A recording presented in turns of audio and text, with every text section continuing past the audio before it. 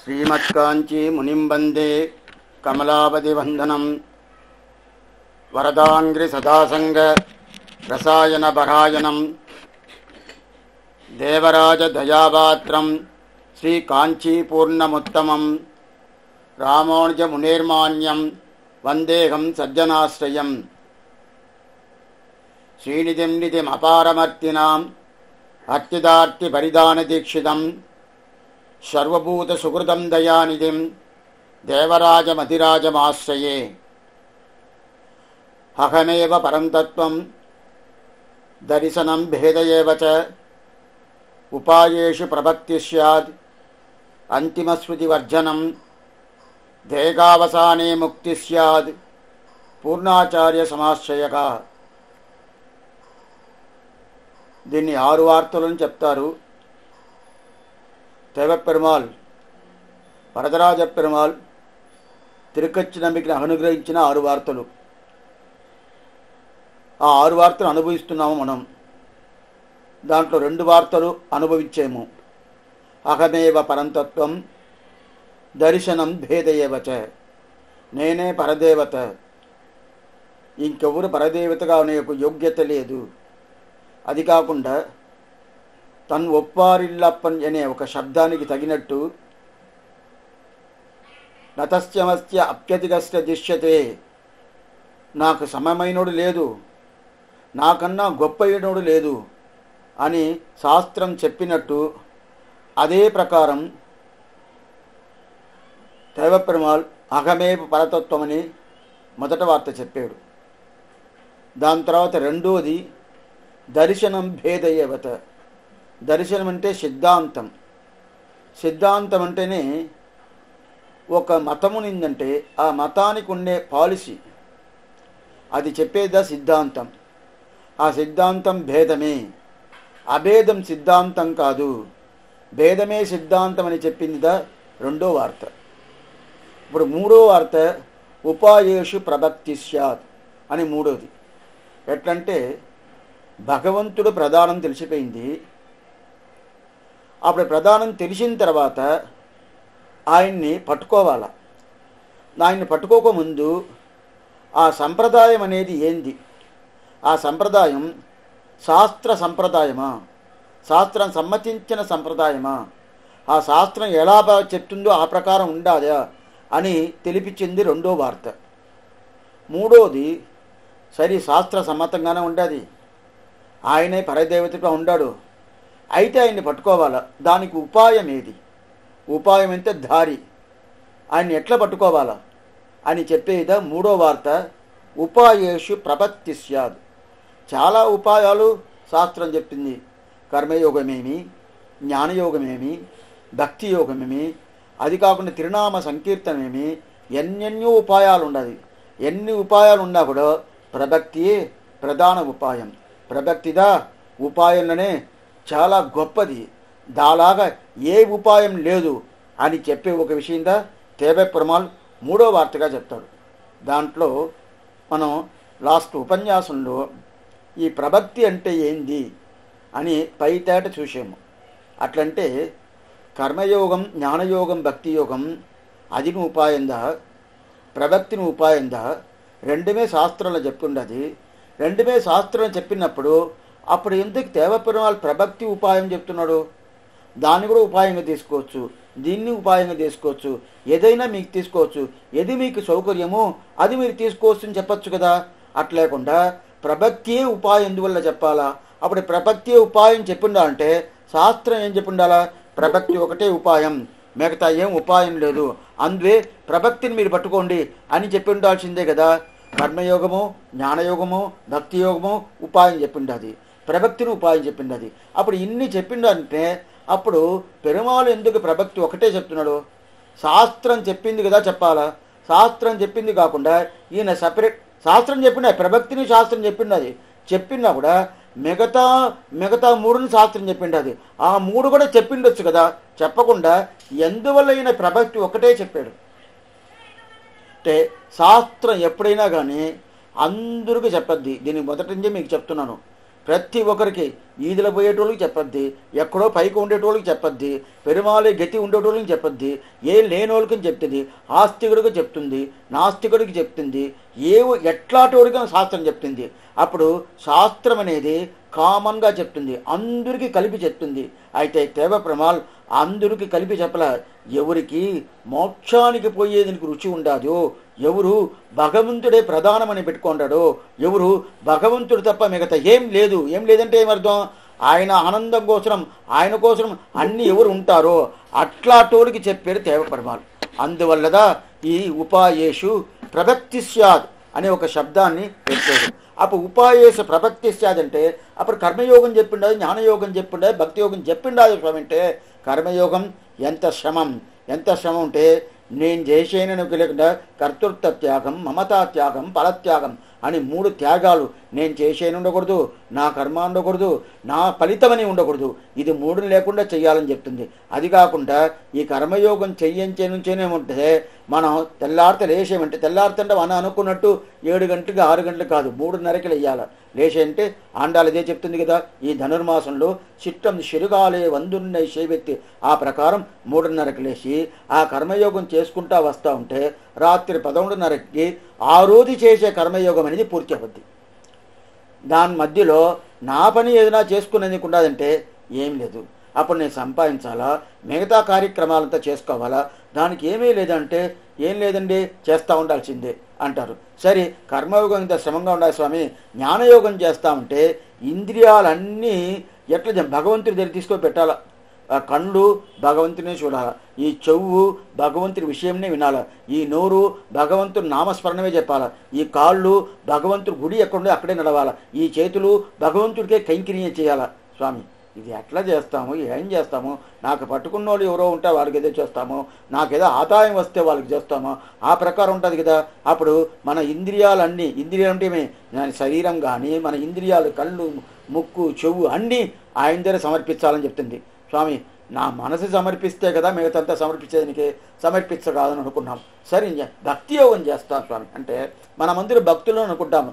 భక్తి ఉంటే శాస్త్రం చెప్పిన ప్రకారం భక్తుడు అంటే మన్మనాభవ మద్భక్తవ మధ్యాజీ మా నమస్కురు అని చెప్తున్నారు. ఎట్లంటే భక్తి యోగం తైలధారావది అవిచ్ఛిన్న శృతి సంతాన రూపం చెప్తారు. ఎట్లా ఒక తైలం అనేది నూనె పోసినప్పుడు అది ఏమి లేకుండా అట్లనే పూర్తిగా వస్తుంది కదా, మధ్యలో ఏదన్నా మధ్యలో ఏదో అడ్డం వస్తుందా, అడ్డమే రాదు, వస్తూ ఉంటుంది. అదే నీళ్ళు పోసేయమంటే అడ్డగా పోద్ది. అయితే ఎట్లా ఆ ప్రకారం వస్తుందో ఆ ప్రకారం భక్తి చేయాలట. సదా సర్వకాలం ఆయన్నే తలుచుకో ఉండాలి, భగవంతుని, మిగతా ఏం తెలవకూడదు. ఆ ప్రకారం ఉండాలి కదా. అది అవద్దా అంటే ఏదో 2 రోజులు 3 రోజులు అది ఒక 1.5 గంట సేపు ఈ విషయం తెలుసుకుంటామని అది కూడా సరిగ్గా 6:30కి వస్తామంటే కాదండి నాకు మర్చిపోయానండి, ఏదో అయిపోయిందండి, నాకు ఇన్ని పనులు ఉండాలండి, 10 నిమిషాలు లేటుగా లేదు 20 నిమిషాలు లేటుగా ఎట్లా వస్తున్నాము, ఏదో వస్తున్నాము సంతోషం కోకుండా మీరు ఇట్లా మాట్లాడుతున్నారే అని ఆ ప్రకారం మనం ప్రవర్తిస్తున్నాము. అట్లా ఉన్నప్పుడు సదా సర్వకాలము ఆయన పెట్టుకోవద్దంటే అది కాదండి అని తెలిసిపోయింది. అప్పుడు ఇది 3 కాదు, ఇది 3 చైన్ కాదని తెలుసుకుంది. అట్లయితే వేరే అయితే నాకు మోక్షం పోవాలనేది ప్రీతివతను తగ్గలేదు. నేనేం పని చేయను, అయితే మోక్షం కావాలా. సరే పని చేయలేదు కదా, నువ్వు తక్కువ పని చేసి ఉంటే దానికి తగ్గినట్టు ఇంక ఫలితం ఇవ్వాలంటే లేదు ఫలితం అదే శ్రీవైకుంఠం కావాలా. అయితే నేను ఏం చేయనంటే అప్పుడుదా ఈ ప్రభక్తి శరణాగతి అని ఒక కొత్తది కాదు, ఇది పాతదే, శాస్త్ర సమ్మతమే, అది తీసుకొచ్చి పెట్టారు. అప్పుడు ఇది చేస్తే అదే విధంగా ఆ కర్మజ్ఞాన భక్తి యోగంలో చేస్తే ఏం మోక్షం దొరుకుతుందో అదే మోక్షం దొరుకుతుంది అని చెప్పాడు. అట్లయితే నేను చేయాల్సింది ఏం లేదా, ఏం చేయాల్సిన పని లేదు. ఏం చేయాలట్లయితే భగవంతుడే నీ తిరువడియే గతి, వేరే గతి లేదు నాకు, నిన్ను వదిలితే ఉన్నాలల్లాల్ యావరాలం ఒండ్రుం కురవేంటి త్వమేవ ఉపాయ భూతో మే భవ, ఇది ప్రార్థన మది శరణాగతి అని చెప్తాడు కదా. అట్లాంటి శరణాగతి చేస్తే వాడు తీసుకుపోతారని చెప్తాడు. సరే స్వామి శరణాగతి చేస్తే వాళ్ళు తీసుకుపోతారని చెప్పారు వాస్తవం. అయితే ఈ శరణాగతి నా వల్ల కర్మయోగము జ్ఞానయోగము భక్తి యోగము చేయను కాలేదు కాబట్టి అందువల్ల శరణాగతికి వచ్చాను అట్లా పెట్టుకోవచ్చు అంటే కాదు. కర్మయోగం జ్ఞానయోగం భక్తి యోగం రామానుజుల వారు చేయనవద్దు కదా, నాదముని వాళ్ళు చేయనవద్దు కదా, వేదాంత దేశిక చేయనవద్దు కదా, మనబాల మామూలు చేయనవద్దు కదా. అయితే వాళ్ళు కర్మయోగమో జ్ఞానయోగమో భక్తి యోగమో చేశారంటే చెయ్యలేదంటే అప్పుడు వాళ్ళకి శక్తి లేదా? బాగానే శక్తి ఉన్నది. వాళ్ళకి జ్ఞానమేమి, అనుష్ఠానమేమి, వైరాగ్యమేమి పరిపూర్ణంగా వాళ్ళకి ఉండదు. ఏ విధమైన కొరత లేదు. అయినా కూడా వాళ్ళు ఈ సాధ్యోపాయం అని చెప్పే ఈ కర్మజ్ఞాన భక్తి యోగం చేయలేదు. ఏం స్వామి చేయలేదంటే ఎందుకు చేయలేదు? శాస్త్ర సమ్మతమే కదా. శాస్త్రం చెప్పకుండా ఉండేది చేస్తే స్వామి ఇది చేయకూడదు చెప్పచ్చు. శాస్త్రం చెప్పిందే కదా, అప్పుడు చేయొచ్చే కదా. అంటే వాళ్ళు చెయ్యలేదు. ఎందుకు చేయలేదు మనం వెనకాల చూస్తాం. అయితే చెయ్యలేదు. అట్లయితే దీంట్లో మనకి ఏం అర్థమవుతుందంటే కర్మజ్ఞాన భక్తి యోగం నాకు చేసే శక్తి ఉన్నా కూడా చెయ్యకూడదు అని వస్తుంది. చేసే శక్తి ఉన్నది, చేయకూడదని వస్తుంది. ఏమంటే వాళ్ళు చేయలేదే. వాళ్ళు చేయలేదంటే పెద్దవాళ్ళు ఏం చేశారో అదిదా మనం చేయాల. దీనికి దా శిష్టాచారం అని పేరు. శిష్టాచారం అంటే ఆచార్యులు పెద్దోళ్ళు ఏ ప్రకారం ఆ క్రమంని తీసుకొచ్చారో, సంప్రదాయాన్ని తీసుకొచ్చారో ఆ ప్రకారంగా మనం చెయ్యాల. స్వామి వాళ్ళకి తీసుకొచ్చారు, అది వాళ్ళ కాలంలో అట్లా తీసుకొచ్చారు, మా కాలంలో అంతా కాదండి, మేము మార్చుకున్నానంటే మార్చుకొని కాదు. తల్లిదండ్రులు మార్చుకునవద్దా? ఎప్పుడైనా కానీ కన్న తల్లి కళ్ళ తండ్రియే, అదే కన్న తండ్రి కన్న తండ్రియే. లేదండి నేను మార్చుకుంటానంటే అది మార్చుకోవచ్చు. ఎట్లా మార్చుకోవచ్చు అంటే అది వేరే విధంగా ఉంటుంది. అదే ప్రకారం అంటే ఇది అట్లా కాదు. ఇది ఎట్లంటే మనం శాస్త్ర సమ్మతమైందిదనే కదా స్వామి. అప్పుడు ఎందుకు వీళ్ళు వద్దుంటున్నారు? ఇది తర్వాత చూడాల. దాని తర్వాత సరి స్వామి ప్రభక్తి. ఇప్పుడు ఈ విషయానికోసందా ఆ కర్మజ్ఞాన భక్తి యోగం శ్రమంగా ఉండదు. ఆ శ్రమం పోవాలంటే ఏం చేయాలా? అప్పుడు దానికి వేరే ఉపాయం కావాలా. ఉపాయం అంటే ఏంది? భగవంతుణ్ణి పట్టుకునేదానికి ఉండే దారి ఉపాయం. అప్పుడు ఆ ఉపాయం పెరుమాళ దగ్గర ప్రార్థించినప్పుడు ప్రభక్తి ఉండాది. ఆ ప్రభక్తి ఏమవుతుంది? కర్మజ్ఞాన భక్తి యోగం నీ వల్ల చేయని కాలేదంటే ప్రభక్తికి వచ్చేసేయన్నాడు. అప్పుడు ప్రభక్తి వచ్చేసేయని చెప్పినప్పుడు ఆ ప్రభక్తి వాళ్ళు చేయలేదే స్వామి నేను చెయ్యొచ్చా అంటే శిష్టాచారం ఉండాలని చూసాము. అప్పుడు శిష్టాచారం వచ్చినప్పుడు ఎప్పుడు రామానుజులు వాళ్ళు చేయలేదో నేను చేయననేసాను. వాళ్ళు ఎందుకు చేయలేదని వెనకాల వస్తాం. అప్పుడు చేయలేదు కదా. శిష్టాచారం అంటే ఏంది స్వామి? ఇప్పుడు తిరుపావ జరుగుతుంది. ఆ తిరుపా పాసురం పెట్టుకొని చెప్తాం. మాలేమణివన్న అని ఒక పాసురం. ఆ పాసురంలో ఇది గూడార వెల్లం పాసురంకి ముందు పాసురం. ఆ పాసురంలో ఏం చెప్తున్నాం? మొదటిసారి కృష్ణుని అప్పుడైతే ప్రత్యక్షంగా సేవిస్తుంది ఆండాళ్ తల్లి. మాలే మణివన్న అని చెప్పి పిలుస్తుంది. భగవంతుడి దగ్గరికి వచ్చాడు. వచ్చిన తర్వాత అడుగుతున్నాడు, హే ఆండాళ్, నీయేమో నోములు అనుకొని ఈ ధనుర్మాసం నోములు చేస్తున్నావే, ఈ నోములు ఎక్కడ చెప్పిండది? శాస్త్ర సమ్మతంగా ఉన్నట్టు నాకు తెలవలేదే. నోములు శాస్త్రం చెప్పిండదా? నువ్వు చెయ్యొచ్చా? ఈ ప్రకారం చేస్తున్నావే అని చెప్పి కృష్ణుడు అడిగాడు. అప్పుడు ఏం చెప్పిండాలా? ఏంది నువ్వు ఇట్లా చెప్తున్నావు? నీకు శాస్త్రం తెలవదా? నువ్వే కదా గీత ఇచ్చావు, నోములతో శాస్త్రం చెప్పిండాదే అని చెప్పి చెప్పిండాలి కదా. అట్లా చెప్పాల. ఆ మాట ఆండాళ్ తల్లి చెప్పనే లేదు. అప్పుడు తల్లి ఏం చెప్పింది? ఏం లేదు, నువ్వు అడుగుతున్నావు, నేను చెప్పాలా? వాస్తవందా? అయితే నువ్వు తెలవకుండా అడుగుతున్నావు నేను చెప్పలేదు, బాగానే తెలుసుకున్నావు. నీ ఎందుకోసం అడుగుతున్నావు అది నీకే తెలుసు, నువ్వు ఎందుకోసం అడుగుతున్నావో నాకు తెలుసు. అయినా కూడా నేను నువ్వు అడిగిన దానికి డైరెక్ట్ అయిన సమాధానం చెప్పపోయేది లేదు. ఎందువల్లంటే నువ్వు కుదర్కంగా అడుగుతున్నావు బాగానే తెలుసు.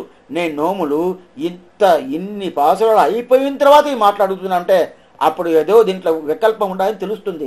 అయినా కూడా నేను చెప్తాను. నాకేమంటే మేలయార్ శైవనగల్ ఈ శబ్దం చాలా ముఖ్యం. మాలే మణివన్న మార్గళ్ నీరాడువాన్ మేలయార్ శైవనగల్. మేలయార్ శైవనగల్ అంటే ఇదిదా ఏంది? శిష్టాచారం అని అర్థం. శిష్టాచారం అంటే పెద్దవాళ్ళు ఏం చేశారో అది నేను చేస్తున్నాను. శాస్త్రంలో ఉండాది నేను చేస్తున్నాను చెప్పాల. బాగా తెలుసుకోండి. ఆండాళ్ తల్లి ఏం చెప్పిలా? ఏంది నువ్వే కదా శాస్త్రం చెప్పేవు, ఆ శాస్త్రం ఉండాలి కదా, నేను అది చేస్తున్నా అంటే ఆ శాస్త్రాన్ని అందరికీ చెప్తాను, నువ్వు చేస్తావా అని అట్టడుగుతాడు. పెద్దవాళ్ళు చేశారు అంటే వాళ్ళు ఎందుకు చేశారు అడగచ్చు అంటే అడగను కాదు, ఆ అడగన యోగ్యత కృష్ణుడికే లేదు. బాగా తెలుసుకోవాలా. పెద్దవాళ్ళు ఒక అనుష్ఠానం చేశారంటే ఆ అనుష్ఠానం శాస్త్రం అన్న బాగా తెలుసుకోండి. శాస్త్రం అంటే ఏంటంటే వాళ్ళు శిష్టాచారంగా ఏది చేశారో అది శాస్త్రం అవద్ది. అదే ప్రకారం వాళ్ళు చేశారు అదే ప్రకారం చేశాను. ఇప్పుడు అదే ప్రకారం శాస్త్రాలు చెప్పుండే అది నేను చెయ్యొస్తా అంటే చెయ్యకూడదు స్వామి. ఇక్కడ దాకా కొంచెం కన్ఫ్యూజ్ అవుతుంది. శాస్త్రాలను చెప్పింది చెయ్యకూడదా, చెయ్యొచ్చా? చెయ్యొచ్చు, చేయకూడదు స్వామి. 4 రోజులు అయిపోయింది, అందువల్ల ఏదైనా కొంచెం మారిపోయిందా ఏమి? చెయ్యొచ్చు అంటారు, చేయకూడదు అంటారు. చెయ్యొచ్చా చేయకూడదా దీన్ని చెప్పండి. చెయ్యొచ్చుని చెప్తారు, మళ్ళీ చేయకూడదని చెప్తారు. చెయ్యొచ్చు పెద్దవాళ్ళు చేసి ఉంటే, చెయ్యకూడదు పెద్దవాళ్ళు చేయలేదంటే. ఇప్పుడు అర్థమైందా? అప్పుడు దీనికి శిష్టాచారణ వేరు. పెద్దవాళ్ళు చేసి ఉంటే చెయ్యొచ్చు, పెద్దవాళ్ళు చేయలేదంటే చేయకూడదు. అప్పుడు అది శాస్త్రం చెప్పింటే చెప్పి ఉన్నా కూడా పెద్దోళ్ళు చెయ్యలేదంటే మనం చెయ్యకూడదు. అది బాగా తెలుసుకోవాలి. ఇప్పుడు కర్మయోగము, జ్ఞానయోగము, భక్తి యోగము పెద్దవాళ్ళు చేయలేదే. రామానుజులు వారు చేశారా? చేయలేదు. నాదుమని చేశారా? చేయలేదు. అదే ప్రకారం ఆలవంగారు చేశారా? చేయలేదు. అట్ట ఉన్నప్పుడు ఇప్పుడు నేను ఎలా చేస్తును? అయితే శాస్త్రం చెప్తుందే స్వామి, చెప్పకపోతే లేదే. శాస్త్రం చెప్తుంది, ఆ ఆత్రం ఎవరికి? అందరికీ చెప్పద్ది. సామాన్యంగా వీళ్ళకి వాళ్ళకి కాదు, శాస్త్రం ప్రతి ఒక్కరికి చెప్తుంది. ప్రతి ఒక్కరికి చెప్పిన తర్వాత కూడా ఎవరెవరు చెయ్యాలనే ఒక యోగ్యత ఉండాలి కదా, ఆ ప్రకారం చెయ్యాలనే. కానీ శాస్త్రం చెప్పింది జోజుష్టోమ యాగం చెప్తుంది శాస్త్రం, శయనయాగం చెప్తుంది శాస్త్రం. శయనయాగం అంటే నాకు ఎవరినా పట్టుకోలేదు, శాస్త్రం చెప్తుంది నాకు పట్టుకోలేదండి. ఆయన పక్కింటి ఆయన ఎప్పుడు నాకు చూస్తేనే ఆయన పట్టుకోలేదు. ఆయన పోతే బాగుంటుంది. పోతే అంటే ఎట్లా? టోటల్గా మొత్తానికి బయలుదేరిపోతే ఎక్కడికైనా నరకానికో స్వర్గానికో ఎక్కడో పోతే బాగుంటుంది నేను అనుకున్నాను. దానికి కూడా శాస్త్రం చెప్తుంది శయనయాగం ఒక యాగం. ఆ యాగం చేసేనంటే ఆయన బయలుదేరిపోతాడు. అట్లయితే నేను చేయొచ్చా అంటే ఎందుకు స్వామి? నా స్వరూపం కాదు అది. అది ఎవరికో సామాన్య మనుషులకు చెప్పిండు అది. అప్పుడు శాస్త్రం ఎన్ని చెప్పినా కూడా దాంట్లో శిష్టాచారం ఉండదా అని చూడాలా. ఇదా అర్జునుడికి చెప్తాడు కృష్ణుడు, హే అర్జుడా నువ్వు ఇట్లా చేయబాక, ఎందుకంటే శిష్టాచార ప్రధానం. నువ్వు ఒకటి చేసేవంటే దాని ప్రకారం ఏంది నిన్ను చూచి మిగతా వాళ్ళు చేయిపోతారు. అందువల్ల వాళ్ళకి ఏది కర్తవ్యమో, వాళ్ళు ఏది చెయ్యాలనో అది నువ్వు చెయ్యాలనే. కానీ నీకు బుద్ధి ఉండాది, నీకు సామర్థ్యం ఉండాది, నీకు శక్తి ఉండాది అని చెప్పడం నువ్వు ఏదైనా చేయనవద్దు. నువ్వు శిష్టాచారం ప్రధానం. వెనక వచ్చేటోళ్ళు నీ చేసేదాన్ని అదిదా ఆ విషయం నువ్వు తెలుసుకోవాలని చెప్తాడు. అదే ప్రకారం ఇక్కడ శిష్టాచారం ఉండదంటే లేదు. కర్మయోగమో జ్ఞానయోగమో మన పెద్దవాళ్ళు ఆచారులు చేశారంటే చేయలేదు. ఎందుకు చేయలేదు మనం చూడాలా. స్వామి చేయలేదు, ఇది వాళ్ళకి పట్టుకోలేదు, చేయలేదు అట్లంతా చెప్పలేము.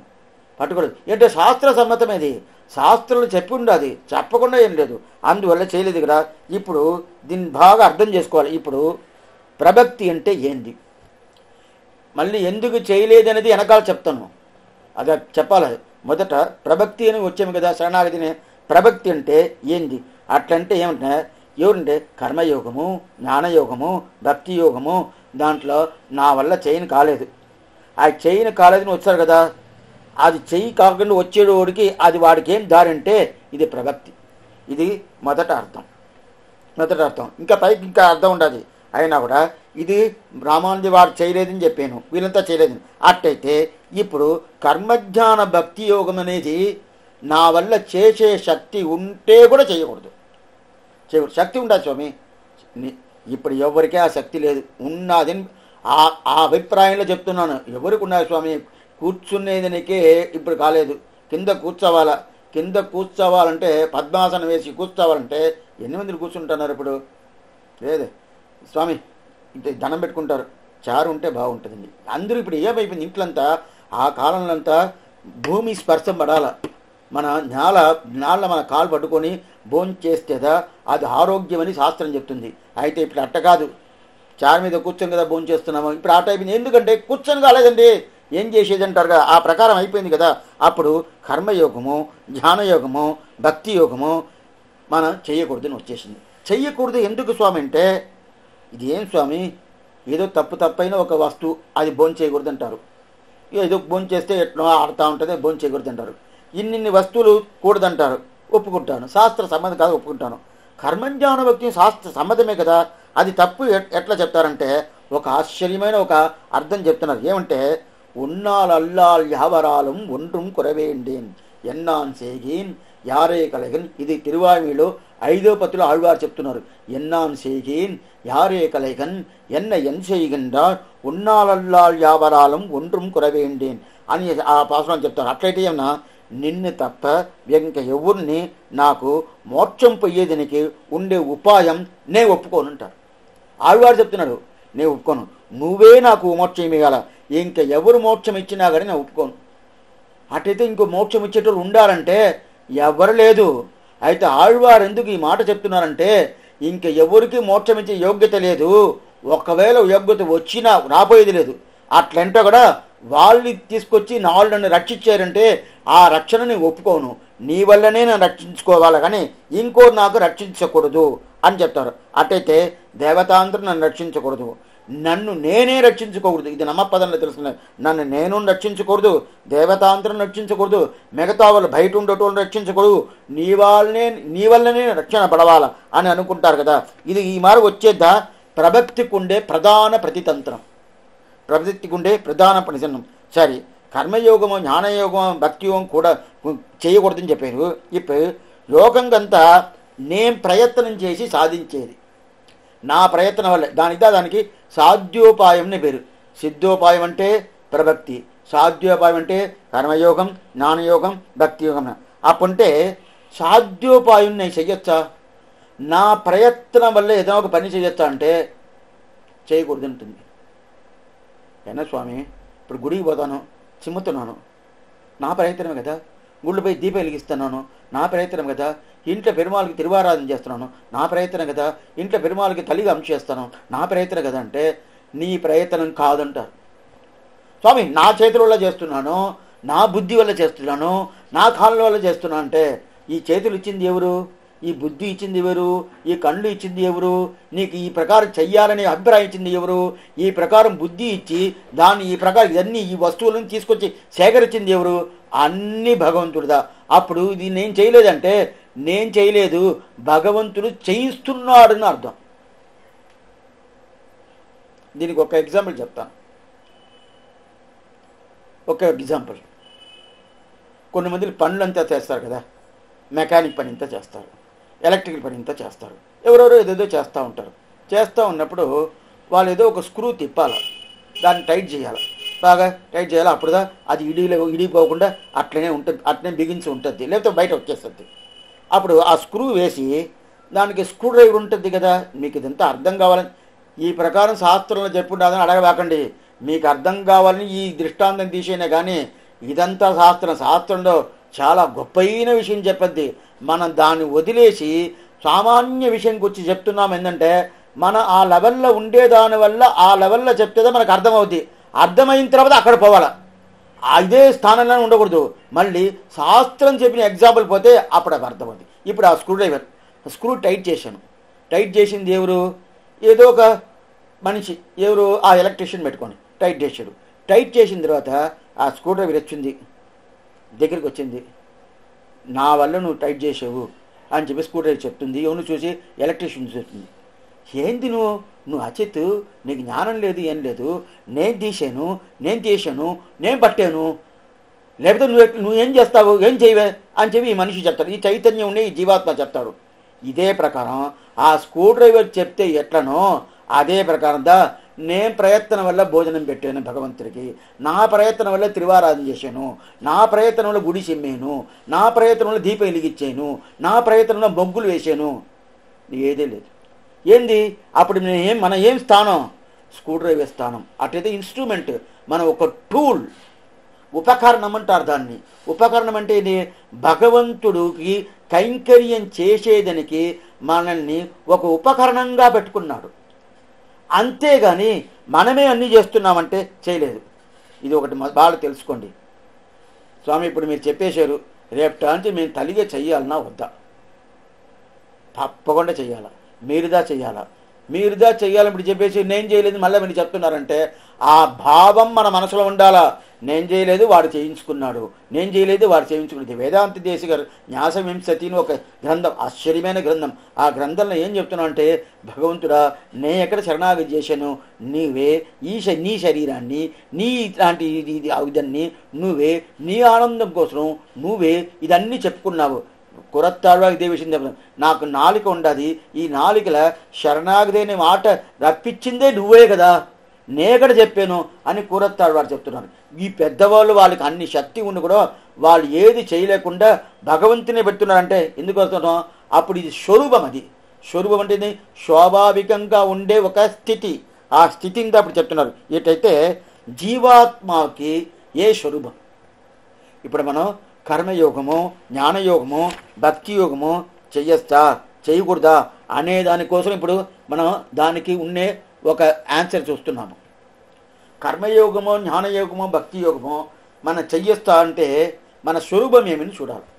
జీవాత్మ స్వరూపమేమి తిరుమంతులు అని చెప్తుంది ప్రణామంలో. ఓంకారంలో ఏం చెప్తుండే, అకారవాచ్యుడికి బకారవాచ్యుడైన జీవాత్మ ఏంది ఎప్పుడు కైంకరించేయాలా, వాడి కోసం వీడు ఉన్నాడు, వాడు స్వామి వీడు దాసుడు, వాడు స్వామి వీడు దాసుడు అంటే దాసుడు స్వామికి కైంకర్యం చేస్తూ ఉంటారు కదా, ఆ ప్రకారం ఎప్పుడు ఉండాలని ఇద్దా స్వరూపం ఉంటుంది. అప్పుడు వాడు వల్లనే వీడు రక్షణ ఉండాలి. ఈయనే రక్షించుకోవచ్చు అంటే రక్షించుకోం కాదు, వాడు వల్లనే రక్షించుకోవాలి. అది ఒకటి. దానికి శేషత్వం అనే పేరు. శేషత్వం అంటే ఆయన స్వామిగా తీసుకునేది. పారతంత్ర్యం ఇంకోటి ఉన్నది. పారతంత్ర్యం అంటే ఆయన స్వామిగా తీసుకున్నాను, అయితే స్వామిగా తీసుకున్నాను స్వామి అంతే, దాని తర్వాత ఆయన చెప్పిన వాటంతా విన్నాం అంటే అది లాభం లేదు. ఆయన ఎక్కడ పెట్టాడో ఆ ప్రకారం ఉండాలి. అట్లయితే ఏమి, ఈ వస్తువుని ఎత్తి ఇక్కడ పెట్టారంటే ఆ వస్తువు అట్నే ఉంటుంది, ఆ వస్తువు నుంచి అక్కడ ఎత్తి పెట్టారంటే ఆ వస్తువు ఎక్కువ ఉంటుంది. దీనికి పారతంత్ర్యం, ఆ పారతంత్ర్యం ఉండాలి. అప్పుడు భగవంతుడు ఏం చెప్తున్నాడో, ఏం చెప్తున్నాడో, ఆయన ఎక్కడ పెడుతున్నాడో, ఆ ఏ ప్రకారం ఆయన్ని మనం నిర్ణయిస్తాడో ఆ నిర్ణయం ప్రకారం ఉండేద్దా పారతంత్ర్యం. ఇది రెండు ఈ జీవనకు ఉండే స్వరూపం. ఈ అప్పుడు శేషత్వం ఉండాలా, పారతంత్ర్యం ఉండాలి, ఇది రెండు ఉండాలి కదా. ఇది రెండు ఉంటే ఏమవుద్ది, ఇప్పుడు ఆయన ఇష్ట ప్రకారం ఉండాలి కదా. ఇప్పుడు అర్థమయ్యేట్టుకోవచ్చు చెప్తాను. ఒక యజమానుడు పెద్ద గొప్ప యజమానుడు, ఆయనకి పని మనుషులు చాలామంది ఉన్నారు. అప్పుడు ఆ యజమానుడు చెప్పినట్టు ఆ పని మనిషి ఉండాలా, ఇలా పని మనుషులు నేను ఇష్ట ప్రకారం ఉంటాను నువ్వేం చెప్పేది, అయితే నువ్వు నాకు యజమానుడే నా ఇష్ట ప్రకారం నేను వండుకుంటా అంటే అప్పుడు ఈయన పని మనిషే కాదు, ఆయన యజమానుడే కాదు. అదే ప్రకారంగా ఇక్కడ యజమానుడు ఎవరు, శ్రీమన్నారాయణుడు. పని మనిషి ఎవరు, మన అందరూ. స్వామి ఏం స్వామి ఇంత హీనంగా చెప్తున్నారు పని మనిషి అంటే, పని మనిషి మనం ఆయనకి కైంకర్యం చేసేదనికిదా మనం ఉన్నామా. కానీ అయితే ఈ ప్రకారం భగవంతుడు తెలుస్తున్నాడంటే లేదు, ఆయనకి సమానంగా మనల్ని తలుస్తున్నాడు. అందువల్ల శ్రీవైకుంఠం పోయిన తర్వాత ఆయనకు ఉండే అష్టగుణాలు మనకి ఇచ్చేస్తున్నాడు. అంటే ఉన్నది అట్ట ఉన్నప్పుడు ప్రధానంగా అది వస్తుప్పుడు ఆ రీజన్ ఏమంటే అదే.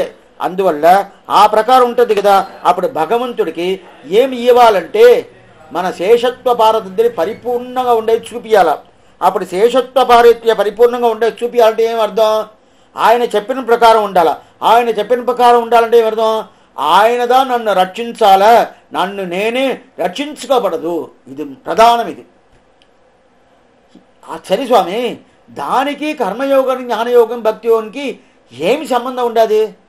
నన్నే రక్షించుకోలేదంటే కర్మయోగం ఏని మోక్షానికోసరం, జ్ఞానయోగమేని మోక్షానికోసరం, భక్తి యోగమేని మోక్షానికోసరం. సరే, ఇది నే మోక్షానికి పోవాలా అని చెప్పి నేను ప్రయత్నపడి కదా అది చేస్తున్నాను, నా ప్రయత్నమే కూడదంటున్నారే. అట్లయితే నా ప్రయత్నం కూడదంటే రేపటాంచి నేను పుణ్యకార్యాలు చేస్తున్నా చేయకూడదా, రేపటాంచి ఇదే ప్రకారం నేను భగవంతుడి తిరువారాన్ని చేస్తుంటే అన్నీ చెయ్యాలా, ప్రతి ఒక్కటి చెయ్యాలా. అయితే ఇది చేసిన దాని వల్ల భగవంతుడు నాకు మోక్షం ఇస్తాడు అనే అభిప్రాయాన్ని వదిలేసి చెయ్యాల. అది ప్రధానం. దీంట్లో ఏం ప్రభక్తి అంటే బాగా తెలుసుకోండి. సాధ్యోపాయం అంటే మనం సాధిస్తాము, అది మనకు బాగా అర్థమైపోద్ది. అయితే చేయటానికి చాలా శ్రమంగా ఉంటుంది. సాధ్యోపాయం. అటంటే ఏమర్థం? కర్మయోగము, జ్ఞానయోగము, భక్తి యోగము ఇదంతా చెయ్యాలంటే చాలా శ్రమకరంగా ఉంటుంది. అయితే బాగా అర్థమైపోద్ది. ఎట్లా చెయ్యాలా అట్లా చేయాలా, అట్లా చేయాలా అట్లా చేయాలని తెలిసిపోద్ది. అయితే చేయటానికి మనకి శరీర సంబంధం కావాలా, శరీర ఇది పూర్తిగా ఇది దానికి ఉపయోగం ఉండాలి, అది శ్రమంగా ఉంటుంది. అయితే ప్రభక్తి అనేది చేయటానికి ఏమీ లేదు, చాలా సులభం, చేసేది ఏమీ లేదు. అయితే అర్థం చేసుకునేది కష్టం. అప్పుడు ప్రభక్తికి కర్మజ్ఞాన భక్తి యోగానికి ఉండే తేడా చెప్తున్నాను. ప్రభక్తి అనేది చేయటానికి చాలా సులభంగా ఉంటుంది, అర్థం చేసుకునేది చాలా కష్టం. కర్మయోగం, జ్ఞానయోగం, భక్తి యోగం అర్థం చేసుకునేది చాలా సులభం, చేయటానికి చాలా కష్టంగా ఉంటుంది. అప్పుడు ఇట్లా ఉన్నప్పుడు ఎందుకు ఇది చేయటానికి కష్టం అంటే మన ప్రయత్నం ఉండదే. మన ప్రయత్నం వస్తేనే దాంట్లో అహంకారం మమకారం వచ్చేస్తుంది, తప్పకుండా వస్తుంది. ఒక్క విషయం చెప్తాను. పోయిన సంవత్సరం ఎవరో ఉభయ గారు చేశారు గుళ్ళో. ఆయన ఈ సంవత్సరం ఆయన వల్ల చైన కాల ఆయన వల్ల చైన కాలేదండి, 10,000 రూపాయలు అవుతుంది, చైన కాలేదు అని చెప్పి దండం పెట్టేశాడు. నాకు శక్తి లేదండి వదిలేశాడు. ఇప్పుడు ఎవరన్నా చెయ్యాలి కదా, ఆ ఉత్సవం జరగాలి కదా. ఆ ఉత్సవం జరగాలని అర్చక స్వామి అని చెప్పాడు. ఎవరో ఒక సేవార్థులు వచ్చారు, స్వామి మీరు ఇది చేస్తారా, ఆయన వదిలేశాడు, ఆయనకు శక్తి లేదంటే. ఏదో ఆయన కొంచెం బాగానే ఉన్నాడు, ఇప్పుడేమో ఆయన పరిస్థితి అలాగ అయిపోయింది, అందువల్ల చేస్తారంటే సరే మీరు చెప్తున్నారు చేస్తానంటాడు. సరే చేశాడు. చేసిన తర్వాత చాలా బాగా చేశాడు, ఎంత డబ్బులో అంత డబ్బులు ఇచ్చాడు, అంత చేశాడు. చేసిన తర్వాత అట్ట దగ్గరికి పోయాడు, ఆయన మనుషులతో పిలుచుకున్నాడు. స్వామి ఆయన వదిలేశాడు, నేను చేశాను, నేను డబ్బులు ఇచ్చాను. ఆయన ఎట్లా చేశాడంటే పోయిన సంవత్సరం ఆయన చేశాడు వాస్తవమే, అయినా కూడా ఏదో చేశాడు. ఇప్పుడు చూడు ఎంత ఆనందంగా చేస్తున్నాడు, చూడు ఎట్లా ఉండాడు, ఆయన ఎంత ఆనందంగా ఉన్నాడు చూడండి అని చెప్తాడంటే ఈ అహంకారం అనేది నేను చేసేను వస్తుంది కదా, అది ఎక్కడుండదు? కర్మయోగం, జ్ఞానయోగం, భక్తి యోగంలో అది ఉండదు. అహంకారం వస్తేనే ఏమవుద్దంటే వీడి స్వరూపం పోద్ది. అట్లంటే ఏమవుతాం? శేషత్వ పారతంత్ర్యం పోద్ది. శేషత్వ పారతంత్ర్యం పోయిందంటేనే ఆత్మనాశం వచ్చేస్తుంది, శరీరనాశం రాదు. బాగా తెలుసుకోండి, శరీరం వేరు, ఆత్మ వేరు. ఆత్మనాశం అంటే ఆత్మ ఎప్పుడు నాశమే కాదని శాస్త్రం చెప్తుంటే ఆత్మనాశం కాదు, ఆత్మస్వరూపం నాశం అయితేనే ఆత్మనాశమైనట్టే. ఇప్పుడు నేను ఉండే ప్రకారం ఉండాలి, ఉండే ప్రకారం లేదు. పోయి పండుకున్నాను, నాకు స్థితియే లేదు. ఎట్లా ఉండాలో దీన్ని ముక్కులో పెట్టున్నారు, నోట్లో పెట్టున్నారు, ఏదేదో పెట్టుకున్నారు, ఏదేదో దోపుతున్నారు, ఏం లేదు. స్వామి తడితే ఏది తెలవాలా స్వామి ఉన్నారండి, ఎట్లా ఉన్నారు? ఉన్న ప్రకారం లేదు. అప్పుడు ఉన్నా కూడా ఉన్న ప్రకారం లేదంటారు కదా, అదే ప్రకారంగా ఆత్మ ఉండది, స్వరూపం నాశనమై ఉండదంటే అది లేదండి అర్థం. అసన్నేవ సభవతి అసద్బ్రహ్మేది వేదసేత్ అస్థి బ్రహ్మేది సేత్వేద సంతమేనం తతో వితిరుతిని శాస్త్రం చెప్తుంది. ఆ ప్రకారం ఆ స్వరూప నాశం లేకుండా ఉండాలంటే ఏం చేయాలా? నాకు అహంకారం మమకారములు ఒక్క రవంతో కూడా ఉండకూడదు. ఒక్క రవంత ఉన్నా కూడా అది ఏమవుద్దంటే కర్మజ్ఞాన భక్తిలో పోద్ది, నేను చేశాను అని వచ్చేసద్ది. సరే స్వామి ప్రభక్తిలో అది లేదే, నేను చేసేది నీకు ఏమీ లేదే, దాంట్లో కదా నేను చేసేది అనుకుంటుంది. కర్మయోగం నేను చేశాను, జ్ఞానయోగం నేను చేశాను, భక్తి యోగం నేను చేశాను అని చెప్పుకుంటూ ఉంటాము. అయితే దీంట్లో నేను చేసేది ఏమీ లేదే, ఏం లేదే స్వామి, ఏం చేయాల్సి మళ్ళీ లేదో, నీ తెలివిడి పట్టుకున్నాను, నువ్వు చెయ్యాలని అడుగేద్దా. బాగా తెలుసుకోండి, ప్రభక్తి అనేది మనం చేసేది ఏమీ లేదంటే ఆయనే ఇవ్వచ్చు. అంటే శరణాగతి చేస్తే ఆయన ఇస్తాడు, శరణాగతి చేయలేదంటే ఆయన ఇవ్వడు. బాగా తెలుసుకోండి. అప్పుడు నేను చేసేది ఉండాలి కదా, ఏం లేదని చెప్పారు. అప్పుడు నేను శరణాగతి చేస్తే కదా ఇస్తున్నాడు, అప్పుడు నేను శరణాగతి చేస్తే కదా ఆయన ఇస్తున్నాడు. అప్పుడు నేను చేసిన శరణాగతి ఆయన ఇచ్చేది ఉపాయం పెట్టుకుంటే అప్పుడు నా ప్రయత్నం ఉండాలి కదా, లేదంట. అట్లయితే శరణాగతి అంటే ఏమిని చూడాలి. ఒక్కొక్క స్టెప్ బై స్టెప్గా వస్తున్నాం చూడండి. అట్లయితే ఏమి చూడాలి? ఇప్పుడు కర్మయోగము, జ్ఞానయోగము నా వల్ల సాధ్యమయ్యేది. నా వల్ల సాధ్యమైతేనే దానికి ఏం వస్తుందంటే అహంకారం మమకారం వచ్చేస్తుంది. నేను చేశాను, నా వస్తువు పెట్టుకొని చేశాను అని వచ్చేస్తుంది. అది దీంట్లో లేదు. దీంట్లో స్వరక్షణే స్వాంవయం ఒழிగై అంటారు. స్వరక్షణే, నన్ను నేనే రక్షించుకునే ఒక స్వభావం అనేది పోవాలా.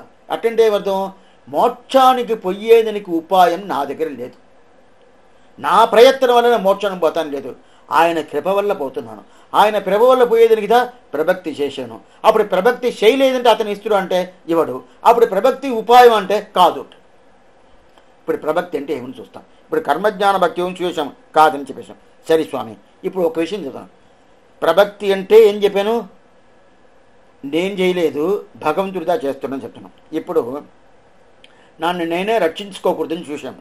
అటైతే నన్ను ఎవరు భగించాలా, భగవంతుడిదా రక్షించాలా. ఇది ప్రభక్తికి ఉండే ముఖ్యమైన ఒక విషయం. ఇది నన్ను నేను రక్షించుకోవచ్చు అంటే రక్షించుకోకూడదు. స్వామి రేపు నాకు జ్వరం వస్తుంది, ఏదో ఇప్పుడు అది లోకమంతా ఒక వ్యాధిలో నిలుచుకోండి. అది ఇప్పుడు దానికి ఏదో వచ్చేసింది, మందు తీసుకోవచ్చా తీసుకోకూడదా? మీరు ఇప్పుడు చెప్పుకోరు, నన్ను నేనే రక్షించుకోకూడదని చెప్పారు, అప్పుడు తీసుకోవచ్చుంటే దాని గురించి ఇక్కడ చెప్పాలా. ఎందువల్ల అంటే ఈ అర్థం ఉంటేనే అట్లా తీసుకోపోతారు. దాని గురించి చెప్పాలా. మోక్షానికి పోయేదని కోసం నీ ఏ ప్రయత్నం చేయకూడదు అంటారు. అదిదా నిన్ను నువ్వు రక్షించుకోకూడదు అంటారు. అటైతే రేపు అక్కడ ఒక పాము ఉండాది, ఆ పాము నన్ను కొరకు వస్తుంది, కొరకను వచ్చినప్పుడు నన్ను నేను రక్షించుకూడదు ఒక స్వామి చెప్పారు, అందువల్ల నేను ఇట్లా నిలబడి ఉంటాను బాగా కొరకని అని చెప్తే అది నా స్వరూపం ఉండే, అది చెప్పాలా. అది దీనికి బాగా అర్థం చేసుకోవాలా. అది నన్ను కొరికినప్పుడు నా శరీరం పోతుంది, నా ఆత్మరక్షణం కూడా ఉందా చెప్తున్నారు. ఇక్కడ బాగా తెలుసుకోవాలా. మనకు ఒంట్లకి ఏదో ఉపాధి వచ్చిందంటే, ఏదో ఒక శ్రమ వచ్చిందంటే ఇది శరీరానికి వస్తుందే కానీ ఆత్మకు వచ్చింది కాదు. ఆత్మరక్షణం దా కూడదని చెప్తున్నారు కానీ శరీర రక్షణం కూడదని ఎవ్వరు చెప్పనే లేదు. శరీరం భాగం ఉంటేదా అప్పుడుదా భగవంతుని పోయి సేవించడం. అట్టయితే మిగతా అంతా చేసుకోవచ్చు అంటే ఏదైనా చేసుకోవచ్చు. అయితే ఏది చేసుకున్నా కానీ అది భగవత్ కైంకర్యంగా, భాగవత కైంకర్యంగా, ఆచార్య కైంకర్యంగా ఉండాలి. కానీ స్వామి ఇప్పటికి చెప్పారు కదా శరీరం బాగా చూసుకోవాలని చెప్పి, నేను శరీరం చూసుకొని అక్కడ ఎవరో ఒకరు ఉండరు, వాడిని చంపుతాను, ఈ పక్క ఉండడు కొడతాను, ఆ పక్క ఉండడు దొంగిలిస్తాను, ఈ పక్క టెర్రరిస్ట్గా ఉంటాను అంటే అది న్యాయం కాదు, శాస్త్ర సంబంధం కాదు. శరీరం పోషించుగా, శరీరం ఆద్యంకలు ధర్మ సాధనం, ధర్మ సాధనం చేసేదని కోసం శరీరమే కానీ అది వదిలేసి అధర్మము మిగతా విషయం చేసేదానికి శరీరం కాదు. అప్పుడు శరీరం పోషించుకోవచ్చు.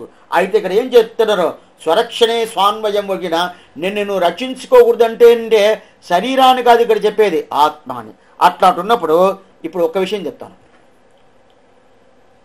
భార్యాభర్త ఉన్నారు. ఆ భార్యాభర్త ఆయన పెళ్లి చేసుకున్నాడు.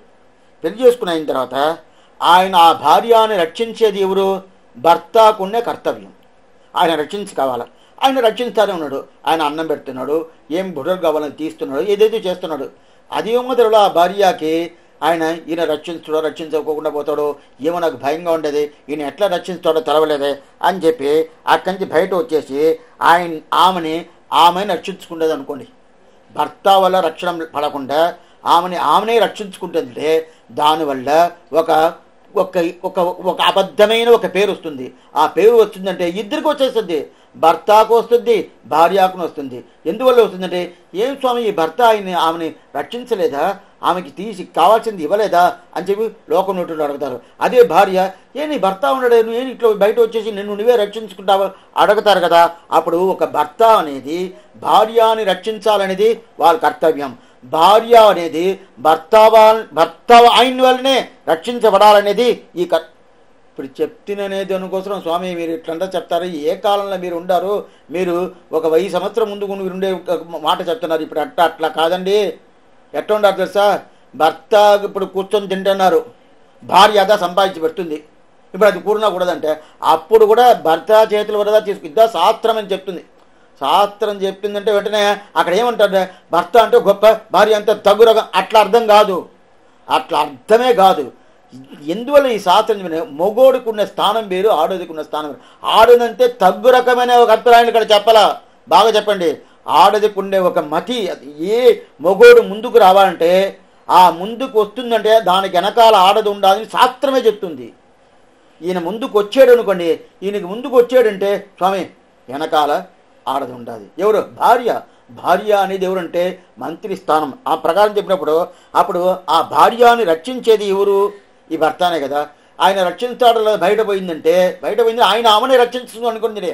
రక్షించే శక్తి ఆమెకు ఉండొచ్చు, ఉన్నా కూడా ఆ భర్త వల్లనే రక్షించాలి కదా. అదిదా ప్రధానమైన ప్రతితంత్రం. ఆ ప్రకారంగా స్వరక్షణే స్వాన్వయమే. భార్య మన అందరూ భగవంతుడికి, భగవంతుడు భర్త. స్వామి మీరు మగోళ్ళు, ఎవరో ఆడవాళ్ళు ఉన్నారు వాళ్ళు చెప్పండి, మీరు మగోళ్ళు అయిందే స్వామి, మీరు ఎలా భార్య అవుతారు? మగోళ్ళే పెళ్లి చేసుకుంటారా? కాదంటే ఇప్పుడు నేను శరీరం వల్ల మగోడే కానీ ఆత్మ వల్ల నాకును భార్యాస్థానందా భగవంతుడికి. ఇది బాగా తెలుసుకోవాలి. ప్రతి ఒక్క ఆత్మ ఏ స్థానం అంటే శ్రీమన్నారాయణుడికి భార్యాస్థానం. బాగా తెలుసుకోవాలా. మిగతా దేవతలకు కాదు, మిగతా దేవతలు కూడా శ్రీమన్నారాయణుడికి భార్యాస్థానం. అది బాగా తెలుసుకోవాలి. ఎందుకంటే అన్ని ఆత్మకు ఆడస్థానం దానిగా పురుషోత్తముడిని వేరు. భగవంతుడికి ఏం పేరు? పురుషోత్తముడిని వేరు. మిగతా వాళ్ళకి పురుష ఉత్తమంతా అమరంతా ఏం పేరు లేదు. ఎందువల్ల చెప్తున్నట్టే అప్పుడు అతని వల్లనే రక్షించాలి కదా. అది ఏమవుతుంది? అది లేకుండా పోయిందంటే మన స్వరూపం పోతుంది, మన స్వరూపం పోతుంది. అప్పుడు కర్మయోగము, జ్ఞానయోగము, భక్తి యోగం లోపల పోయేమంటే నన్ను నేనే రక్షించుకుంటున్నాను. అట్టయితే ఏమో నా శరీరాన్ని రక్షించలేదు, మోక్షానికి పోయేదనికి ఉండే దారి నేను చూసుకుంటున్నాను. అది కూడదు. ఏమిటి? నా స్వరూప విరుద్ధం. నాకు శేషత్వం ఉండాలి, పారతంత్ర్యం ఉండాలి. శేషత్వం అంటే ఆయన స్వామి, పారతంత్ర్యం అంటే ఆయన ఏం చెప్తున్నాడో ఆ ప్రకారం జరుపుకోవాలా. ఆయన ఆనందం కోసం నేను ఉండాలా, నా ఆనందం కోసం నేను ఉండకూడదు. అట్లా ఉన్నప్పుడు ఆయన నేను నన్నే రక్షించుకుంటానప్పుడు అప్పుడు ఆయనకి కష్టం, నాకు కష్టం. నాకేం కష్టమే లేదు స్వామి, నాకు ఆ శక్తి ఉండాలంటే కాదు, నేనంత పూర్ణత్వం రాదు. ఆయన వల్లనే రక్షించాలా.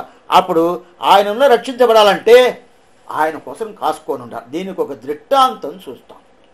ఇది చూస్తే పూర్తిగా అర్థమైపోద్ది. ఇప్పుడు ఇంతవరకు ఏం చూసామో? ప్రగతి, శరణాగతి, ఆ పక్క కర్మయోగం, జ్ఞానయోగం, భక్తి యోగం. అది తోచేసాము. ఎందువల్ల? నా స్వరూపానికి విరుద్ధంగా ఉండాలి, నన్ను నేనే రక్షించుకోకూడదు, అందువల్ల అది నాకు అక్కర్లేదు ఉంటుంది. అయితే శాస్త్ర సమ్మతమైంది అంటే అది శాస్త్ర సమ్మతంగా ఉన్నా కూడా అది చెప్పిన వాళ్ళకి ఇంకోరికి చెప్పిండు. అది శాస్త్రం అందరికీ చెప్పుండా అని చెప్పినాను. శాస్త్రం అనేది కామన్గా చెప్పును, ప్రతి ఒక్కరికి, ఈదుల పోయేటోళ్ళకి, బయట ఉండేటోళ్ళకి అందరికీ చెప్పును. అది ఎవరెవరు ఏ ఏ స్థానంలో ఆ శాస్త్రాన్ని పట్టుకోవాలో అది పట్టుకోవాలి. కానీ నేను పోయి అదే ముందుగా చెప్పిన సేనయాగాన్ని నేను చెయ్యొచ్చా, పక్కింటి ఆయన పోవాలని చెప్పి నేను చెయ్యొచ్చా అంటే చేయకూడదు. దానికి ఉంటారు, ఎవరో ఒకరు ఉంటారు అది చేసేటోళ్ళు. ఎందుకంటే శాస్త్ర వశ్యత రావాలా. శాస్త్ర వశ్యత రావాలంటే వాళ్ళు ఇదంతా చేస్తే శాస్త్రం నిజమని చెప్తుంది అని ఒక నమ్మకం వాళ్ళకి వస్తుంది కదా. అందువల్ల శాస్త్రం అందరికీ చెప్తుంది. ఇప్పుడు దీనికి ఒక దృష్టాంతం చూస్తాం. కర్మజ్ఞాన భక్తి యోగం కూడదని వచ్చేసింది వాస్తవం. అట్టయితే ఈ ప్రభక్తి చేయాలి కదా. అప్పుడు వాళ్ళ భగవంతుడి వల్లనే మనం రక్షించుకోవాలా. మన రక్షణ మన చేతిలో లేదు, మనం నన్ను రక్షించుకోకూడదని చూసాము. ఈ ప్రకారం ఎవరు చేశారు స్వామి? అందరికీ తెలిసిన చరిత్రదా. ఆశ్చర్యమైన ఒక చరిత్రం. ఇక్కడి నుంచి సీత అక్కడికి అశోకవనంకి పోయింది. రావణాసుడు తీసుకుపోయాడు. అక్కడ తీసుకుపోయి అశోకవనంలో పెట్టేసిన తర్వాత సీత చూశాడు. సీత అక్కడనే ఉండాలి. 10 నెలలు అక్కడే ఉండింది. అప్పుడు హనుమంతుడు ఒక్కొక్కరు ఎతుక్కుంటా పోతున్నాడు, ఒక్కొక్క దేశంగా ఎతుకుతున్నాడు. ఎక్కడ చూసినా కనిపించలేదు. ఇక్కడ హనుమంతుడు అక్కడ పోయి నేరుగా సీతని కనిపెట్టేశాడు. ఈ చరిత్ర అందరికీ తెలుసు. శ్రీమద్ రామాయణంలో ఇది పూర్ణంగా ఉండాలి. అప్పుడు అది పోయిన తర్వాత అక్కడ హనుమంతుని సీతని సేవించి అక్కడ దండం సమర్పించి, హే తల్లి, నువ్వు ఇట్లా ఉండవు, నీ ఇప్పుడే నిన్ను మొదటిసారి చూస్తున్నావు, ఎంత అందంగా ఉన్నావు, నిన్ను వదిలేసి రాముడు ఎట్ట ఉండాడో, ఎంత ఆనందంగానూ ఉండవు, నిన్ను వదిలేసి ఎట్ట ఉండాడో. ఈ మాట హనుమంతుడు చెప్తున్నాడు సీతను చూసిన తర్వాత. అయితే సీతను చూడకముందు రాముడు చెప్తున్నాడు, ఏ సీత ఒకటే అదే కలగా అదే మాటగా చెప్తా ఉన్నాడు. అప్పుడు హనుమంతుడు అనుకున్నాడంట, ఏంది ఈయన ఈ భార్య గురించి ఎట్లా అనుకుంటాడు, లోకల్ అందరితో భార్య ఉండదు, ఏళ్ళో ఒక భార్య కోసం ఏ సీత అని చెప్తున్నాడు. అప్పుడు అన్నాడు సీత చూడక ముందు. చూసిన తర్వాత ఏం మాట చెప్తున్నాడంటే, నిన్ను వదిలేసి రాముడు ఎట్లా ఉండాడు అని చెప్తున్నాడు. ఆ ప్రకారం అప్పుడు ఈ ఇది ఉంగరం తీసుకున్నాడు. ఉంగరం తీసుకుపోయి ఇచ్చాడు. రామ అని రాసిన ఉంగరం. ఆ ఉంగరం తీసుకుపోయి సీత తిరిగిచ్చాడు. సీత ఏమేమి చేయాలనో అదంతా చేసింది. ఏమేమి విషయాలు చెప్పానో అదంతా చెప్పింది. దాని తర్వాత సీత హనుమంతుడు జరిగి చెప్తుంది, హే హనుమంతుడు, నేను ఊర్ధ్వం మాసాన్ని జీవించే, నేను 1 నెల దాకా ఇక్కడ ఉంటాను, దాని తర్వాత ఇక్కడ ఉంటాను, 30 రోజులు గడు చెప్పేసింది సీత.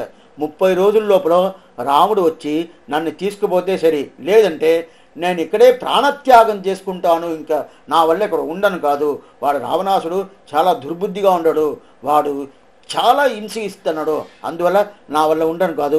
మీరు అక్కడ ఉండారు కదా, కిష్కింధులు ఉన్నారని చెప్పారు కదా, అందువల్ల ఆ కంచి రావాలంటే 1 నెల పట్టద్ది, అందువల్ల 1 నెల నేను వెయిట్ చేస్తాను, దాని తర్వాత నేను వెయిట్ చేయను, అందువల్ల 1 నెల లోపల వచ్చారంటే ఉంటాను, లేక ఉండను, నేను ప్రాణత్యాగం చేసుకుంటానని చెప్పింది.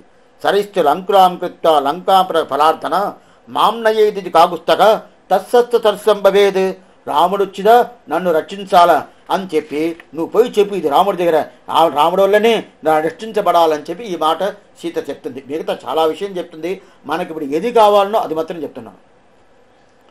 చెప్పిన తర్వాత హనుమంతుడు కొంచెం ఆలోచించాడు. వాస్తవం సీత చెప్పే సరియే, అయినా కూడా నేను ఇక్కడి నుంచి పోవాలా, పోయి కిష్కింధలోకి పోయి చెప్పాలా, ఈ విషయం చెప్పి అక్కడ ఉండే వాళ్ళు అందరూ ఎన్ని సైన్యాలు, ఎన్ని వానరేశ్వరులు అందరిని తీసుకొని రావాలా, తీసుకొని వచ్చి ఇక్కడ వచ్చి ఏం కట్టాలా, బ్రిడ్జి కట్టాలా, రామేశ్వరం బ్రిడ్జి ఉండింది కదా, అదంతా చేయాలా, ఇదన్నీ చెయ్యాలా, వాళ్ళని తీసుకుపోవాలా. నేను ఏదో అక్కడి నుంచి అట్లా పోయి దిగాను, మళ్ళీ నేను వచ్చాను, నేను కూడా వచ్చే పనితే సరిపోద్ది, ఇన్ని మందిని రావాలంటే ఎలా వస్తారు, ఎట్లా చేస్తారు, ఇంత శ్రమ ఉండదే. అది కాకుండా తల్లియు 1 నెలనే, 1 నెల పైన ఉండను వేరే చెప్పేసింది. ఆ 1 నెల లోపల ఇన్ని సాధ్యం అవద్దా, సాధ్యం కాదే, కొంచెం ఆలోచన చేసి, లేదు తల్లి నేను ఇప్పుడు చేయించుకొని నువ్వు ఒక మాట చెప్తాను, నా మాట వినున్నాడు. ఏ మాట చెప్తావు అని చెప్పి హనుమంతుడి దగ్గర సీత అడిగింది. ఏం లేదు, నువ్వు 1 నెల చెప్పావు, 1 నెల చెప్పిన తర్వాత ఆ 1 నెల లోపల రావాలా, అయితే 1 నెల లోపల రావణోద్యా నాకు సందేహంగా ఉండదు. త్వాం దృష్టకృతాంకృత్వ సంతరిక్ష్మి సాకరం. అది కాకుండా మీరు ఏం చేస్తారంటే, ఈ ప్రకారం ఉంటే నిన్ను తీసుకోబోయేదనేది సాధ్యంగా నాకు కనిపించలేదు, అందువల్ల నువ్వు ఇప్పుడు ఏం చేస్తావంటే నేను ఒక ఉపాయం చెప్తాను. నువ్వు నా భుజం మీద కూర్చో. ఎవరిని? తల్లి సీతాపిరాటిని చూసి హనుమంతుడు చెప్తున్నాడు, నా భుజం మీద కూర్చున్న తర్వాత అక్కడి నుంచి ఇక్కడ అట్లే పైకి వచ్చేసాను, ఈ లంకకి వచ్చాను, అదే ప్రకారం ఇక్కడి నుంచి ఒకే జంపి అక్కడ పోతాను, అక్కడ పోయి నేరుగా నిన్ను తీసుకుపోయి రాముడి తిరువడిని నిన్ను సమర్పించేస్తాను. సమర్పించిన తర్వాత ఇంకా ఏం లేదే, నీకు రాముడు దొరికిపోతాడు.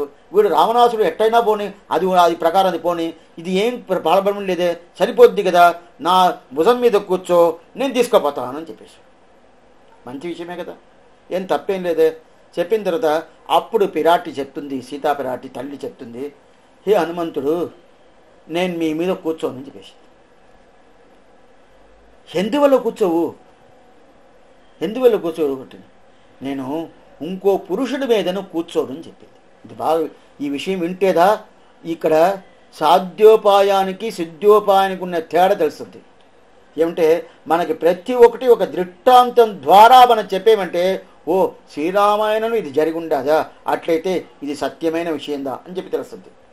నీ మీద కూర్చోను, ఎందుకంటే నీ పరపురుషుడు, నువ్వు ఇంకో పురుషుడు కదా, రాముడు కాదే, నువ్వు ఇంకో పురుషుడు కదా, ఇంకో పురుషుడి మీద నువ్వు కూర్చోను అని ఈ మాట ఎవరు చెప్పింది? సీత తల్లి చెప్పింది.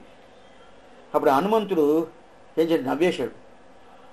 ఎవరన్నా తల్లి, ఎవరన్నా నా కొడుకు పెద్దోడు అయిపోయాడు, అందువల్ల వాడు మొగోడు అయిపోయాడు, వాడిని నేను తాకను, వాడు మొగోడు కదా, ఏ తల్లి అయినా ఆ మాట చెప్పద్దా?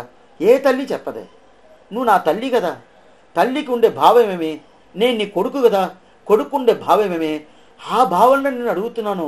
నా భుజం మీద కూర్చొని తర్వాత నేను ఎక్కడి నుంచి నేరుగా నేను రాముడి తిరువళ్ళకి తీసుకుపోయి సమర్పించేస్తాను, ఏ విధమైన సంకోచం పడద్దు, కూర్చో అని చెప్పింది. లేదు నేను కూర్చోను అని చెప్పి.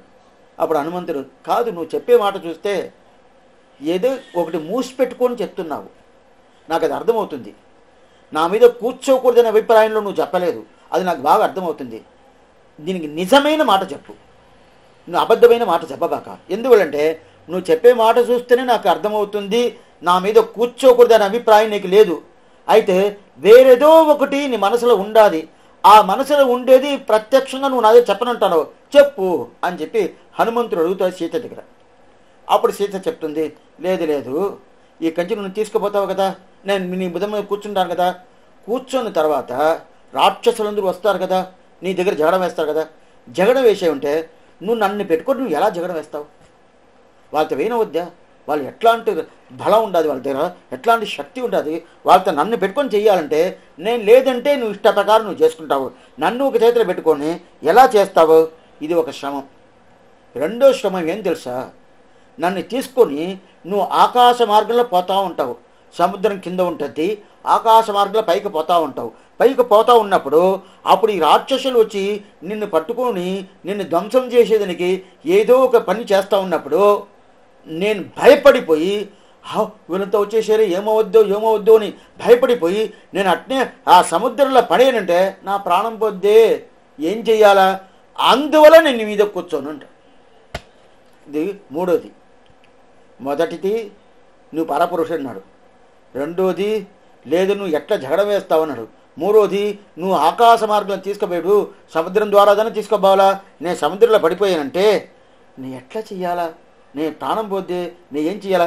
ఇంత శ్రమపడి తీసుకుపోయి రాముడి తిరుగులో నువ్వు ప్రాణం లేకుండా నువ్వు తీసుకుపోయి ఇస్తావా? కాదు కదా, అందువల్ల నేను కూర్చోను అంటాడు. అప్పుడు మళ్ళీ నవ్వు వచ్చేసింది హనుమంతుడికి. విరాట్, నువ్వు ఏం మాట చెప్తున్నావు? శాస్త్రం ఏం చెప్తుంది తెలుసా? అస్య ఈశానాం జగతక విష్ణుపత్ని. ఆ పరదేవతుడు అన్న శ్రీమన్నారాయణకు నువ్వు పత్నిగా ఉండవు, నువ్వు భార్యగా ఉండవు, నీకు పేరే ఈశ్వరిని పేరు, వాడికి ఈశ్వరుడని పేరు. అప్పుడు ఈశ్వరుడు అంటే ఏమర్థం? ఈశ్వరి అంటారు. ఈశ్వరి సర్వభూతానాం చెప్తుంది శాస్త్రమే. అట్లప్పుడు నీ నియమన సామర్థ్యం వల్లే ప్రతి ఒక్కటి జరిగిపోతుంది. రెండోది, వాళ్ళు వచ్చినప్పుడు ఏదో జగడం వేస్తున్నాను అంటుండవే, నేమే నా శక్తి పెట్టుకొని జగడం అయిపోతాను కాదే, నువ్వు నాకు అనుగ్రహం చేయబోతావు, ఆ అనుగ్రహం వల్ల వాళ్ళతో జగడం వేస్తున్నాను కానీ నా శక్తి వల్ల ఏమీ లేదే. రెండోది, ఏదో నీకు ఆప్తు వస్తుంది, సముద్రంలో పడిపోయిన ఉంటావే, నువ్వు ఎవరు నీకు తెలవదా, నాకు తెలవదా? అట్లా ఉన్నప్పుడు ఇదంతా నిజమే కాదు, నువ్వు అబద్ధాలు చెప్తున్నావు, ఏదో ఒకటి మూసి పెడుతున్నావు, బాగా తెలుస్తుంది. హనుమంతుడు చెప్తున్నావు ఏదో మూసి పెడుతున్నావు. అయితే మొదట ఇట్లా చెప్పేవు పరపురుషుడిని, రెండోది నన్ను ఎట్లా జగడం వేస్తూ నాది చాలా ఆప్తి అయిందని చెప్తున్నావు, మూడోది ఆ సాగరం అనే సముద్రంలో పడిపోతున్నాయి అని చెప్తున్నావు.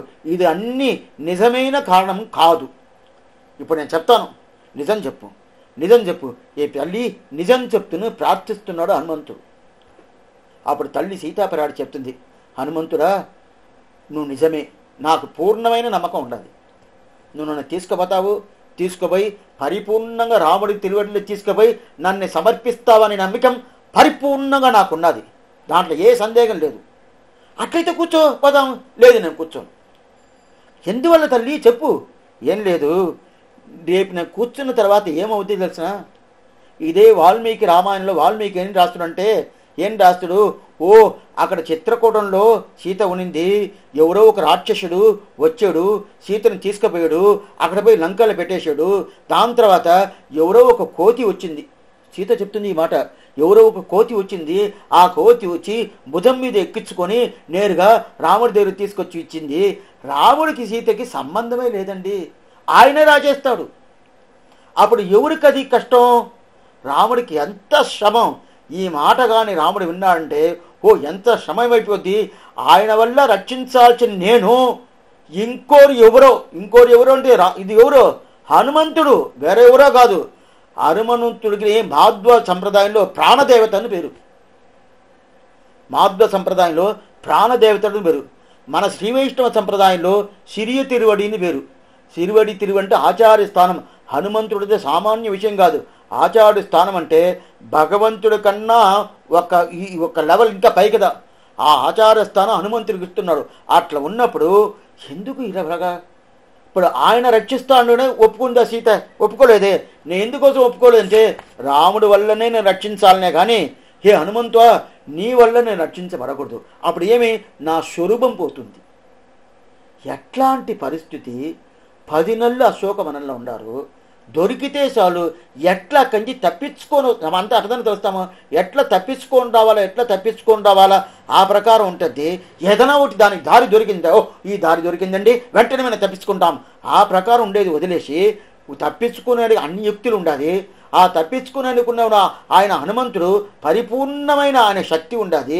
ఆయన తీసుకుపోయి రాముడు తిరువరిలో సమర్పించేస్తారు అని నమ్మకం కూడా సీతకు ఉన్నది, తల్లికి ఉన్నది. ఇది అన్నీ ఉన్ని కూడా ఆయన ద్వారా రక్షించబడలేదు. ఎందువల్ల రక్షించబడాలంటే రాముడి ద్వారా నా రక్షించాలనే కానీ మిగతా ఎవ్వరు చేతులు పట్టుకోకూడదు. కయ్యుల్ నన్ముగం, దీని ఒక పాసురం, ఆ శరవణ పాసురం గుర్తు వచ్చిన దానివల్ల మీకు చెప్తున్నాను. ఆళ్వార్ கையுள் நன்முகம் வைக்கும் நையமன்று அன்னயரும் முனிதேர் மைகள் மாட తిరుక్కురుంగుడి నంబియై నాన్ కండబిన్. తిరువామిలో 5వ పత్తులో వచ్చే భాషరం ఇది. తిరుక్కురుంగుడి అనే ఒక దివ్య దేశం. ఆ దివ్య దేశంలో తల్లి చెప్తుంది పరాంకుశ నాయకుని చూసి, ఏ పరాంకుశ నాయకి వాకిట్లో గట్టి మీద కూర్చుండదు. పరాంకుశ నాయకి నమ్మాళ్ళవారే పరాంకుశ నాయకి, తల్లి స్నేహితురాలు అదే కూతురు మూడో అదే నమ్మాళ్ళవారే. ఆయనకి ఆ భావం వస్తుంది. ఏ భావం వచ్చాడు ఏ పాసరం వస్తుందో ఆ పాసరం. ఇప్పుడు తల్లి చెప్తుంది నువ్వు అక్కడ కూర్చుండవే కూర్చోబాక అంటుంది. కొన్ని మందిని పెద్దవాళ్ళు తెచ్చారు, వాగిడి మీద కూర్చోబాక, వాగిడి గట్టి మీద కూర్చోబాక అంటారు. ఇంకోరు ఏం చెప్తారంటే ఇట్లా పెట్టుకుంటారు. ఎందుకు ఇట్లా పెట్టుకుంటావు, ఇట్లా పెట్టుకోబాక చేతులు తీ అంటారు. కొన్ని మంది పెద్దవాళ్ళు. ఇప్పుడు అదంతా లేదు. ఎక్కడైనా ఏదైనా పెట్టుకో, అంతా పోయింది. ఆ కాలం దీనికంతా ఒక్కొక్క ఏమంటే ఇట్లా పెట్టుకో ఉన్నారంటే ఏదో ఆలోచిస్తున్న అర్థం. ఆ ఆలోచన వ్యతిరేకమైన ఆలోచన అర్థం కానీ సరైన ఆలోచన కాదు. అందువల్ల పెట్టుకోబాకంటారు. అప్పుడు పెట్టుకోకుండా అది ఏ విషయం చెప్పాలని. ఇప్పుడు అదంతా లేదు. ఆ ప్రకారం ఈ పరాంకుశ నాగి ఇట్లా పెట్టుకొని గట్టి మీద వాగిటి గట్టి మీద కూర్చోకూడదు. ఏమంటే ఆ వాగిటి మీదదా మహాలక్ష్మి వస్తుంది, పిరాటి వస్తుంది. పిరాటి ఆవిడ అడ్డంగా మనం కూర్చుంటే ఎట్లా వస్తుంది, మనం దాటుకొని పోద్దా. అందువల్ల కూర్చోకూడదు అంటారు. అందువల్ల కూర్చోబాక లేయి అంటారు. సరే లేస్తానంది. చెయ్యి పెట్టబాగా, చేతులు ఎత్తబాగా, చెయ్యి లేని తల్లి అరుస్తుంది. పరాంకుశనాగి తల్లి. అప్పుడు కూతురు చెప్తుంది, పరాంకుశనాగి చెప్తుంది, ఏంది నువ్వు నన్ను ఇక్కడ చేయి పెట్టుకుంటే ఏమి, నా చేయిదనే పెట్టుకుంటాను, నా చేయి పెట్టుకుంటే నీకేం కట్టం, ఎవరు ఇంకోటి చేయి పెట్టుకుంటేదా తప్పు. ఏమిటంటే నేను కూతురు, నాకు ఇంకా పెళ్లి కాలేదు, నాకు పెళ్లి పరపురుషుడు చేయి పడితేదా నాకు తప్పు, నా చేతులు కదా నేను పెట్టుకున్నాను, దీంట్లో ఏం తప్పును తల్లిని చూసి కూతురు అడుగుతుంది. అప్పుడు తల్లి చెప్తుంది, కాదు ఎప్పుడు ఇంకో పురుషుడు చేతుల్ని ఇక్కడ పెడితే ఏం తప్పు, అదే ప్రకారం నీ చేతులను అక్కడ పెడితే కూడా తప్పు ఉంటుంది. అదా కయ్యుల్ నన్ముఖం వైக்கம் నయ్యమెండ్రు అన్నయరం మునిదిర్ మైగొల్ మాడ తిరుక్కురుంగుడి నంబియై నాన్ కండబిన్ అని చెప్తుంది. అట్లా ఉన్నప్పుడు అంటే ఇది ఏమర్థమంటే నీ వల్ల నువ్వు రక్షించుకోకూడదు, ఇంకోరి వల్లను నువ్వు రక్షించుకోకూడదు. ఆ రెండు ప్రధానం. అది అక్కడ సీత చెప్తుంది. అందువల్ల నా వల్ల నేను రక్షించుకోను. రెండోది, హే హనుమంతుడా, నువ్వు ఈ మాత్రం చెప్తున్నావే, నాకు నన్ను రక్షించుకునే ఒక శక్తి నాకు లేదనుకోండావా అంటాడు. అప్పుడుదా హనుమంతుడు అనుకున్నాడు, అవును పిరాటి అయిందే, ఈమెకి పేరే ఈశ్వరి అయిందే, ఈమెకి అన్ని శక్తి ఉండదే, ఈమె రక్షించుకోవచ్చే, నన్ను నేను రక్షించుకోను. ఏమంటే నాకు ఆ శక్తి ఉండదు అంటే తెలుస్తుంది. రేపు నీకు ఇదే ప్రకారం ఆ రావణాసుడు నీకు తోకలో నిప్పి పెట్టబోతాడు. నిప్పి పెట్టిన తర్వాత ఆ నిప్పు వేడి అవ్వకూడదు, నీకు చల్లంగా ఉండాలని చెప్పి నేనుదా చెప్పొస్తాను, సీతో బాబా అని చెప్పి నేను చెప్పొస్తాను.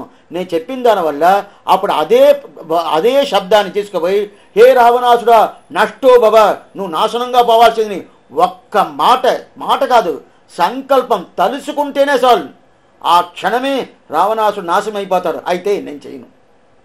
అది ఎవడో చేయాలా, ఆ రాముడు వచ్చి వాడిని జయించి నన్ను తీసుకుపోవాలన్నా కానీ నా వల్ల నేను తీసుకుపోకూడదు, నేను ఏం చేయకూడదు అని తల్లి చెప్తుంది.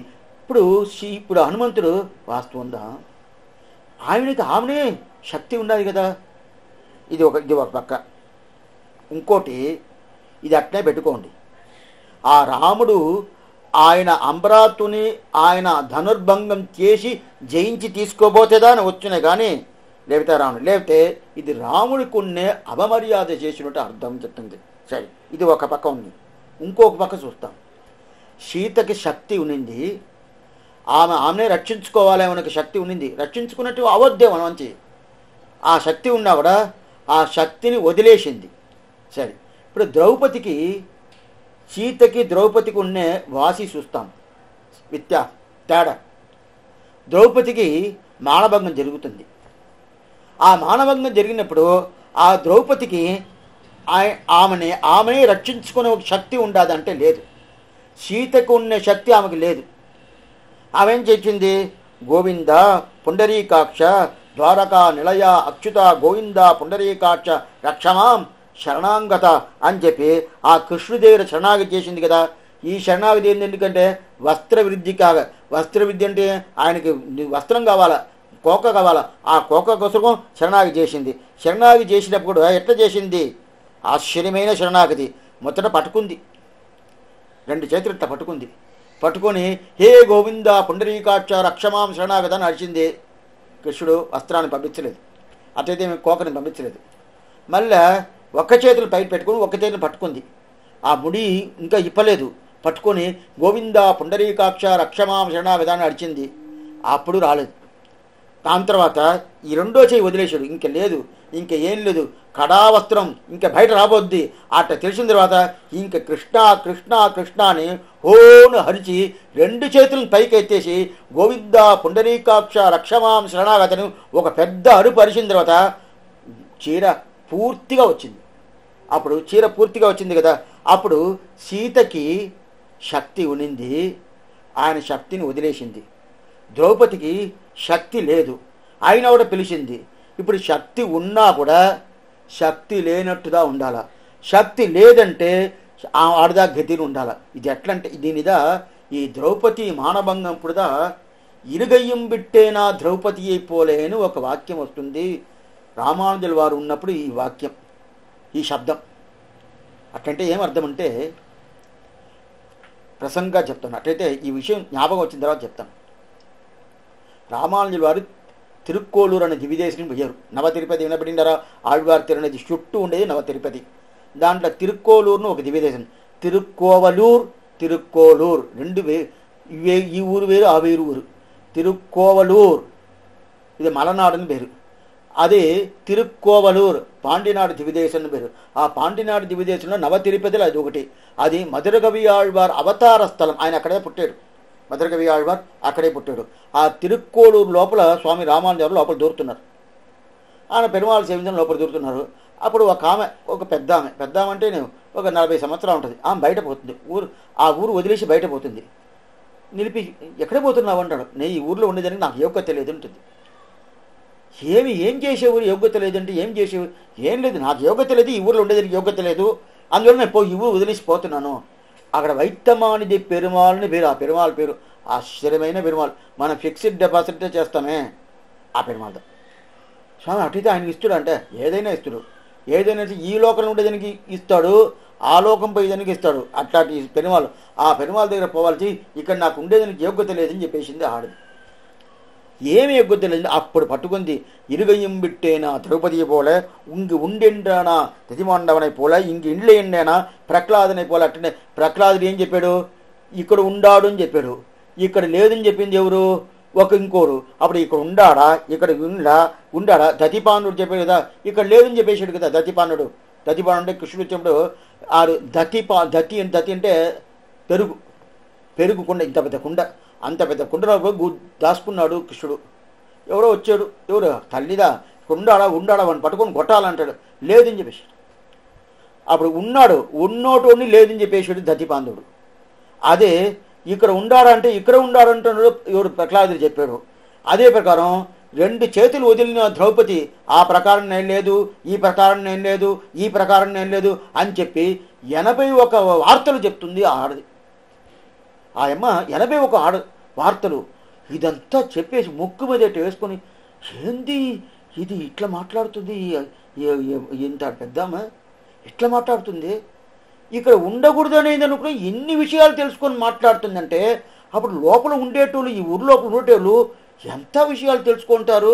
ఊర్లో ఉండేదానికి యోగ్యత లేని వాళ్ళకే ఇంత వైభవం తెలుస్తుందంటే ఊర్లో ఉండే యోగ్యత ఉండేటోళ్ళకి ఎంత వైభవం నువ్వు బయట పోవద్దు, నువ్వు ఇక్కడనే ఉండు, నువ్వు ఏం చేస్తావంటే నువ్వు నాకు తలిగేసేయి, నువ్వు తలిగేసేసి నేను భోంచేస్తాను అని చెప్పి ఆమె తలిగేసేసి భోంచేసిన గురు పరంపర ప్రభావం అని చెప్పిండారు. ఎందుకోసం చెప్తానంటే అంటే ఆయన ఎవరు తలిగి చేసి భోంచేడు, ఎక్కడెక్కడ ఎవరెవరు ఏమేమి ప్రసాదం ఇచ్చినా కూడా ఆ ప్రసాదంలో ఉప్పు చప్పు కారం ఏదైనా ఉంటుంది అని చెప్పి ఆయన వస్త్రంలో తీసుకొని పూర్తిగా దాన్ని తీసుకుపోయి కావేరిలో తీసుకుపోయి బాగా దాన్ని అలిచి పూర్తిగా దాంట్లో కారం లేకుండా ఉప్పు లేకుండా ఏం లేకుండా ఉత్త చక్క ఏముండదు దాన్ని భోంచేస్తే ఎన్ని రోజులు పస్తూ ఉన్నాడో తెలియదు, ఎన్ని రోజులు ఈ ప్రకారం భోంచేసాడో తెలియదు.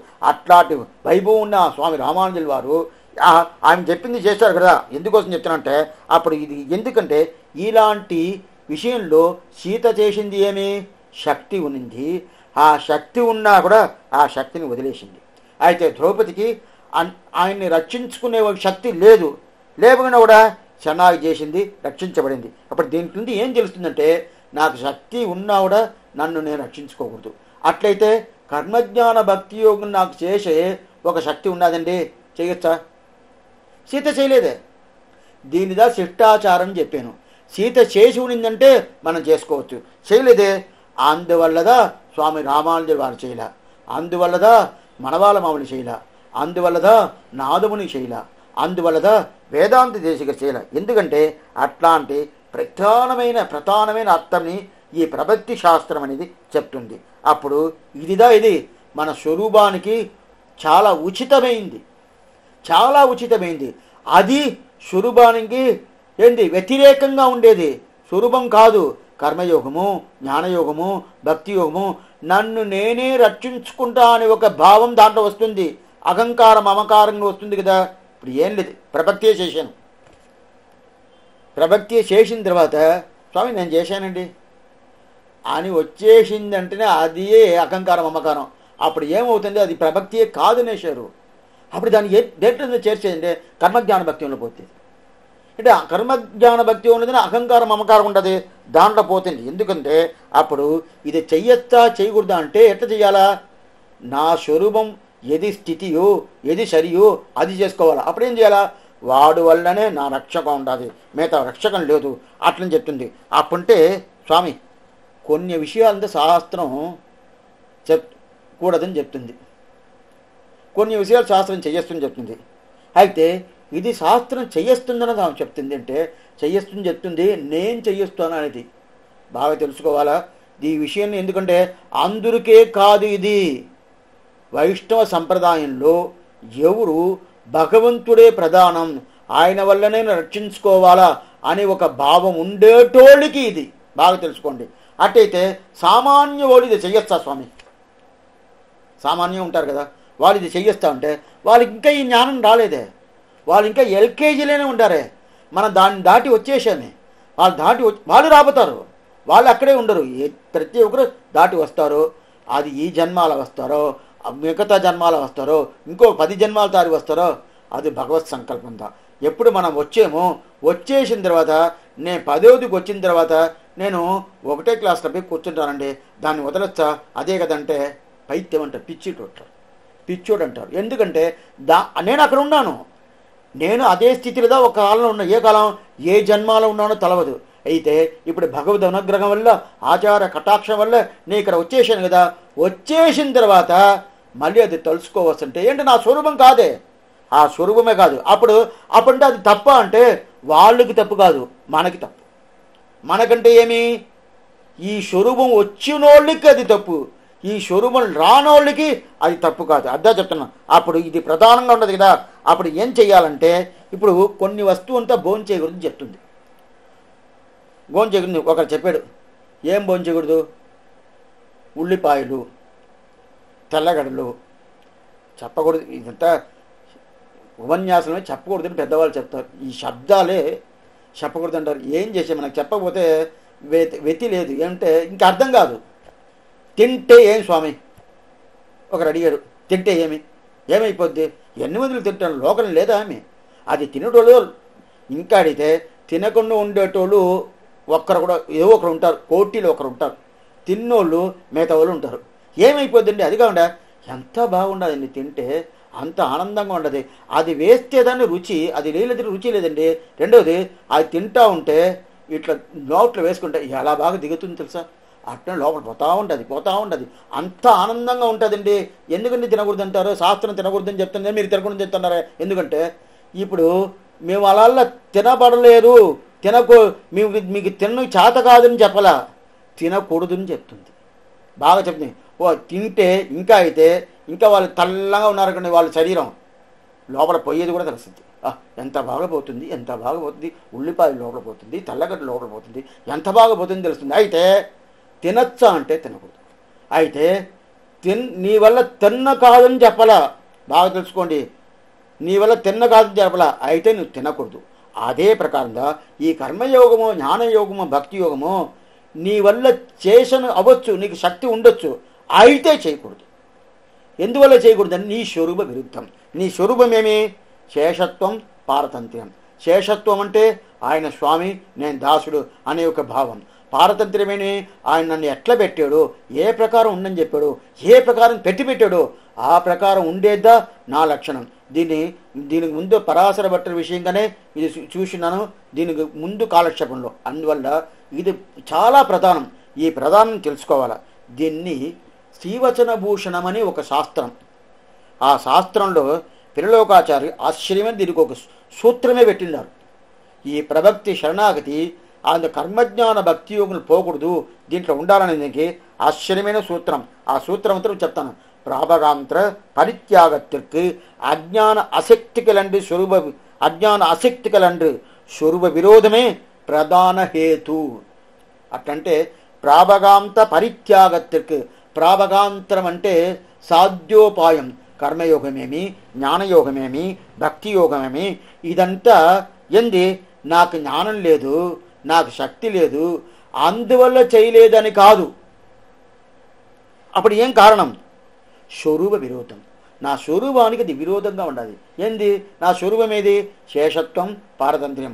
వాడు వల్లనే రక్షించుకోవాలా, నా వల్లనే రక్షించుకోకూడదు, ఇంకోరి వల్లనే రక్షించుకోకూడదు, వాడి వల్లనే రక్షించుకోవాలంటే ఏమర్థం? అది నా స్వరూపం కదా. ఆ స్వరూపానికి ఇది విరోధంగా ఉండేదానివల్ల అది మనం చేయకూడదు. ప్రాపగాంత పరిత్యాగத்திற்கு కర్మయోగి, జ్ఞానయోగమేమి, భక్తి యోగమేమి, అజ్ఞాన అశక్తికలంటే నాకు జ్ఞానం లేదని కాదు, అయితే అది ఎందుకోసం? స్వరూప విరుద్ధం అనే కోసం ఇచ్చిన. అప్పుడు పెరుమాளுకు మన ఏమి? ఆయన మన దాసుడు, ఆయన స్వామి. అవును. అప్పుడు దాసుడు స్వరూపమేమి? ఆ స్వరూపం ప్రకారం ఉండాలి. కానీ దాసభూతాగా స్వతస్సర్వేకే అని చెప్తుంది కదా. ఆ ప్రకారం ఆ స్వరూపానికి తగినట్టు ఉండాలి. దాని తర్వాత ఇంకో విషయం చెప్తారు. మధురా బిందు మిశ్రమాన సాధకుంభమయ కుంభకథ తీర్థ సలిలం పోలే అని ఒక సూత్రం. ఇదంతా శ్రీవచన భూషణ శాస్త్రంలో పూర్తిగా చెప్తుంది. అట్లంటే బాగా తెలుసుకోండి. అహంకారం, మమకారం ఉండాలి కదా, అది ప్రాపకాంతరం. అట్లంటే కర్మయోగము, జ్ఞానయోగము, భక్తి యోగము ఉండాలి కదా. ఇదంతా అహంకారం ఇచ్చును. ఎందుకు? ఎట్లా అంటే పెద్ద నిండా గొప్పైన ఒక పాలు పాత్రం, కుటం ఎత్తుకుంటాం. అది కుటం. ఆ కుటం లోపల భక్తి చేస్తాం. భక్తి అంటే ఏంది? నేను చేసేని అని ఒక ఆ పాల్లో ఒక్కరవంత ఏంది విషంగా కలిపింది అనుకోని, ఆ పాలు ఏదైనా ప్రయోజనం అవుద్దా? నేను ఒక్క నలిసండి వేసాను, ఎక్కువ వేయలేదంటే అయినా ఆ పాలు ఏదైనా మనకి పనికి వస్తుందా? అంత ఎట్లాంటి కుట్టం అది? వజ్రం కూడా కాదు, బంగారు కుట్టంలో నేను చేశాను, పాలు పోసాను. స్వామి ఇది తాగండి. నేను దాని లోపల ఒక్కరవంతా ఏం వేసాను? కళ్ళు లేదు విషమే వేసాను. తాగంటే ఆయన తాగతాడా? తాగలు ఏమవుద్ది? ఆయనకి శరీర నాశం అయిపోద్ది. అట్టయితే ఏమర్థంటే అది కూడదు కదా. అదే ప్రకారం ఎప్పుడైతే అదే ప్రకారం భక్తి యోగం చాలా గొప్పద్ద, ఏం సందేహం ఏంటంటే శాస్త్ర సమ్మతం గొప్పద్ద. అయితే కూడా అది నేను చేసేని ఒక అహంకారం వస్తుంది. ఆ అహంకారం ఏమంటే ఆ భక్తి యోగం అనే ఒక కుటంలో ఒక్కరవంత విషం కలిపినట్టు ఆ అహంకారం, మమకారం కలిపేశారంటే అది ఏదైనా లాభం ఉండదే? లాభం లేదు కదా. అదే ప్రకారంగా నీవే ఉపాయం, మిగతా వాళ్ళు ఉపాయం కాదు, నువ్వే నాకు అన్ని ఆ ప్రకారం ఉండాలి కదా. కర్మయోగమో, జ్ఞానయోగమో, భక్తి యోగమో ఏంది? నా స్వరూపానికి విరుద్ధంగా ఉండదు. ఏం విరుద్ధం అంటే ఏమిటి నేనే ఉపాయం, భగవంతుడి ఉపాయం చెప్పలేదే. భగవంతుడు ఉపాయం చెప్పిందంటే చెప్పలేదు. అది ఎవరిని ఉపాయం చెప్తుంది? కర్మయోగం నే ఉపాయం చెప్తుంది, జ్ఞానయోగం నే ఉపాయం చెప్తుంది, భక్తి యోగం నే ఉపాయం చెప్తుంది.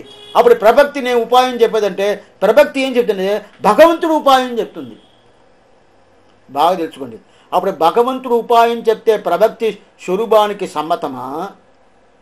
కర్మయోగం నేను ఉపాయం చెప్పుకొని, జ్ఞానయోగం నేను ఉపాయం చెప్పుకొని, భక్తి యోగం నేను ఉపాయం చెప్పుకొని అది చెప్తే అది స్వరూపానికి సమ్మతమా అంటే అది స్వరూప విరుద్ధం, స్వరూపానికి సరికాదు. నా స్వరూపమేమి? శేషత్వం, పారతంత్ర్యం. అట్లయితే ఏమి?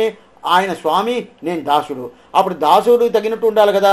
ఆ దాసుడు తగినట్టు లేకుండా నేను చేసేను వచ్చిందంటే అప్పుడు స్వామి దాసభావం మారిపోతుంది కదా, అప్పుడు స్వరూప విరుద్ధం అవుతుంది కదా. అందువల్ల అది కూడదు. అయితే ఇది ఎట్లా ఉండదు? ఈ స్వరూపానికి తగినట్టు ఉండదు. ఇది ఈ ప్రభక్తి అనేది. నా స్వరూపమేమి? వాడు దాసుడు. ఎవరంటే మనం దాసుడు, ఆయన స్వామి. దానికి తగినట్టు ఉండదు. అది కాకుండా పరతంత్రమైన ఒక స్వభావం మనకు ఉండదు. పరతంత్రం అంటే ఆయన ఎక్కడ పెడతాడో ఆ ప్రకారం ఉండదు. ఆ ప్రకారం ఉండే దానివల్ల ఇదే ప్రధానం, అది ప్రధానం కాదు. అది కాకుండా అది మనకి అహంకారం మమకారం వస్తుంది. దాంట్లో వస్తేమినా ఒక పాల్లో ఒక్కరోంత ఆ విషం కలిపితే ఏమో ఆ ప్రకారంగా ఆయన చెప్తారు. దీనిదా స్వామి దేవపెరుమాళ్ ఉపాయేషు ప్రభక్తి స్యాత్. ఎందువల్లంటే ఆ ఉపాయం లోపల ఒక్కరవంత అహంకార మమకారంగా కలిసేసిందంటే లాభంలా. ఆ అహంకార మమకారం ఒక్కరవంత కూడా ఉండకూడదు. అదిదా ప్రభక్తి. సరే, ఇప్పుడు ఈ ప్రభక్తి గురించి ఏం చెప్తుంది? సరే, ఇందువల్ల అహంకార మమకారం కూడదని కర్మయోగమో, జ్ఞానయోగమో, భక్తి యోగమో అహంకార మమకారం వస్తుంది. ఏమంటే నేను అది నా వల్ల ప్రయత్నం చేస్తున్నాను. ఎప్పుడేమైనా నా ప్రయత్నం ఉంటేనే నేను చేసేనేది ఎప్పటికైనా ఒకసారి వచ్చేస్తుంది, రాకుండా ఉండనే ఉండదు. ఏమంటే మన స్వభావం అది. ఈ లోకంలో ఉండేదానివల్ల ఎప్పుడైనా ఆ స్వభావం వస్తుంది. నేను చేయలేదనుకోండి, వీడు నిజంగా ఉండే మనిషిగా ఉంటే స్వామి నేను చేయలేదు స్వామి, ఆయన చేసుకున్నాడు. అంటే ప్రభక్తి నేను చేయలేదే, ఆయనే కదా చేసుకుంటాడు అని చెప్తుంది. ఇప్పుడు ప్రభక్తి అంటే శాస్త్రం ఏం చెప్తుంది? స్వామి ఇంతవరకు ప్రభక్తి గురించి చెప్పలేదంటే లేదు, ఇంత దేనికి దానికి ఉండే తేడాదాపు చూశాను. అప్పుడు ప్రభక్తి శాస్త్రం హగిర్బుద్ధ్య సంహిత అయిన ఒక సంహిత శాస్త్రంలో. ఆ సంహిత ఏం చెప్తుందంటే అనన్య సాధ్యే స్వాభీష్టే మఖావిశ్వాసక పూర్వకం తదేక ఉపాయతాయాంచ ప్రభక్తి శరణాగతి. ఇది ఒక శాస్త్రవాక్యం హగిర్బుద్ధ్య సంహితలో. అది ఏం చెప్తుంటే ప్రభక్తి శరణాగతి అంటే నేను భగవంతుని పోయి పట్టుకోవాలి కదా, ఆయన దగ్గరికి పోవాలి కదా. అప్పుడు ఆయన దగ్గరగా పొయ్యేదనికి ఒక ఉపాయం. ఉపాయం అంటే ఏమి? దారి. ఆ దారి నాకు ఏమీ లేదు, ఏది నాకు తెలవలా. ఎప్పుడైతే ఏమో నువ్వే నాకు దారి, నువ్వే దారి, మిగతా ఎవరి దారి లేదు, మిగతా ఏదిని దారి లేదు.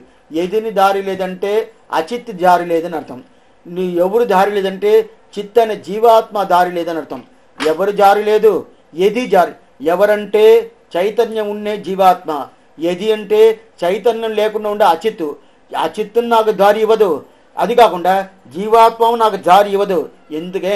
ఆ జీవాత్మ ఓటిదా పిరాట్టి ఉండాలి. పిరాట్టి నాకు ఉపాయం అంటే కాదు, పిరాట్టి కూడా ఉపాయం కాదు. అప్పుడు ఎవరు ఉపాయం అంటే భగవంతుడు ఒక్కటే ఉపాయం. సరే, అప్పుడు ఉపాయం అంటే మొదట ఏమర్థం అండి? ఉపాయం అంటే ఏమర్థం ఆశ్చర్యంగా తెలుసుకోవాలి. ఉపాయం అంటే అని ఏం చెప్తుండే? ఉప అయతే ఇది ఉపాయ, ఉప అయతే ఇది ఉపాయ. అట్టంటే ఫలితం ఏం ఫలితమో ఆ ఫలితానికి దగ్గర ఏది తీసుకుపోతుందో దానికి ఉపాయం అని పేరు. ఆశ్చర్యమైన అర్థం. ఒక ఫలితం, ఏదో ఒక కార్యం చేస్తున్నాము, పని చేస్తున్నాము. ఆ పని చేసిన తర్వాత ఒక ఫలితం దొరకద్దు కదా, పురుషార్థం దొరకద్దు కదా. ఆ పురుషార్థం దగ్గరికి ఏది తీసుకుపోతుందో దానికి ఉపాయం అని పేరు. ఇప్పుడు మోక్షంతా ఫలితం, అనుభవజనిత ప్రీతికారిత కైంకర్యం పరమ ఆనందమైన మోక్షం అద్దా ఫలితం, ఫలమద్ద. ఆ ఫలానికి మోక్షానికి దగ్గరికి ఎది తీసుకుపోతుంది? బాగా చూడండి. మోక్షానికి ఎది దగ్గరికి తీసుకుపోతుంది? కర్మయోగము, జ్ఞానయోగం, భక్తి యోగం తీసుకుపోతుంది అంటే తీసుకుపోతుంది. తీసుకుపోలేదని చెప్పలేదు, ఎంత శాస్త్ర సంబంధం వచ్చిన తీసుకుపోతుందా? ఇది ఒకటి. భగవంతుడే తీసుకుపోతున్నాడా? స్వామి అది తీసుకుపోతుంది స్వామి, లేదంటే కృష్ణుడు చెప్పాడే, శాస్త్రం సమ్మతందని చెప్పినాడు. అప్పుడు కర్మయోగమో జ్ఞానయోగమో భక్తి మోక్షాన్ని తీసుకుపోతుందా? తీసుకుపోతుంది. భగవంతుడనే ప్రభక్తి శరణాగతి తీసుకుపోతుందా? తీసుకుపోతుంది. అప్పుడు కర్మయోగమో జ్ఞానయోగమో భక్తి యోగమో తీసుకపోతే దానికి సాధ్యోపాయంని పేరు. భగవంతుడు తీసుకుపోయాడంటే దానికి సిద్ధోపాయంని పేరు. ఇది బాగా తెలుసుకోండి, దానికి సిద్ధోపాయంని పేరు. కర్మయోగమో జ్ఞానయోగమో భక్తి యోగమో తీసుకుపోయిందంటే దానికి సాధ్యోపాయంని పేరు. సరే, అట్లా ఉంది దగ్గర ఇప్పుడు ప్రభక్తిని దీనిగా చెప్తారు. అప్పుడు ఎన్నో దారి ఉండాది. ఎన్ని దారి ఉన్నా కూడా నాకు ఈ ప్రభక్తిలో ఉండే నమ్మకం అనేది మిగతా దాంట్లో రాలేదు అంటారు. స్వామి ఇప్పుడు కదా చెప్పారు మరి కర్మయోగం జ్ఞానయోగం తీసుకుపోతుందని. తీసుకుపోతుందంటే ఏమవుతుంది? ఎట్లా తీసుకుపోతుంది? నా అహంకార మమకారంగా కలిసి తీసుకుపోతుంది. అహంకార మమకారంగా కలిసి తీసుకుపోతేనే ఏమవుతుందంటే నా స్వరూప విరుద్ధం వచ్చేసింది. సరే స్వామి, స్వరూప విరుద్ధంగానే ఉంది. పోయి చేరేది సేవకుడుమా కదా. ఒక విషయం చెప్తాను, తిరుపతికి పోవాలి. ఇటుపక్క ఒక దారి ఉండదు, అటుపక్క ఒక దారి ఉండదు, ఇంకొక పక్క ఒక దారి ఉండదు. అది దూరం ఉండొచ్చు, ఒకటి దగ్గరగా ఉండొచ్చు, ఒకటి కష్టంగా ఉండొచ్చు, ఒకటి సులభంగా ఉండొచ్చు. ఏ దారి ఉన్నా కూడా కొంచెం బాగా తెలుసుకోండి. ఏ దారి ఉన్నా కూడా పోయి చేరే ఆ తావు అనేది తిరుమలనే కదా. వేరెక్కడా పోతామా? స్వామి ఇది చాలా చుట్టుకొని వచ్చాము, ఒక 5 కిలోమీటర్లు ఎక్స్ట్రా. ఇది దగ్గరగా పోయాము, ఇది 2 కిలోమీటర్లు ముందుగానే పోయాము. అది ఇంకా దగ్గర పోయానండి, అయితే చాలా నడిచిపోవాలండి, చాలా శ్రమ పడిపోయాను అని చెప్తున్నాం కదా. ఎట్లా పోయినా కూడా అదే తిరుమలకే కదా పోతున్నాము, అదే అదే తిరువేంకటమడియాన్ దగ్గరికే పోతున్నాము. స్వామి ఈ దారిలో పోతే వేరే తిరువేంకటమడియాన్, ఆ దారిలో పోతే వేరు తిరువేంకటమడియాన్, నేను నడిచిపోతే వేరు తిరువేంకటమడియాన్ కాదే. అట్లా ఉన్నప్పుడు కర్మయోగం జ్ఞానయోగం భక్తి యోగంతో పోయినా నాకు అహంకారం ఉన్ని స్వామి, మమకారం ఉన్ని, అట్లే పోతున్నా కూడా అప్పుడు పొయ్యి చేరేది శ్రీవైకుంఠమే కదా. అదే ప్రభక్తి ప్రకారం పోతేనే శ్రీవైకుంఠం కదా అని ఒకరు ఆక్షేపించారు. మంచి క్వశ్చనే. ఇప్పుడు దీనికి మనం ఏం ఫలితం చూడాలా?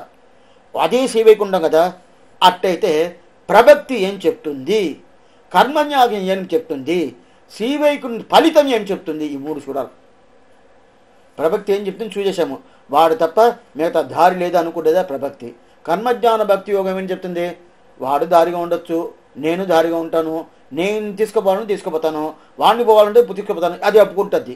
అట్లా ఉన్నప్పుడు ఇప్పుడు ప్రభక్తి ఏం చెప్తున్నది, త్వమేవ ఉపాయ భూతో మే భవ, ఇది ప్రార్థన మది శరణాగతి అని ప్రభక్తి చెప్తుంది. మనం ఇంకా దానికి బదులు చూడలేదు, దేనికి ఆన్సర్ చూడలేదు. 2 ఒకే తావుదన పోతుంది అని చెప్పేమో దానికి ఇంకా ఆన్సర్ చూడలేదు. అది ఇప్పుడు చూడదు, రేపు ఇంకా నెక్స్ట్ ఉపన్యాసం బుధవారం ఉండదు, అప్పుడు చూస్తాం.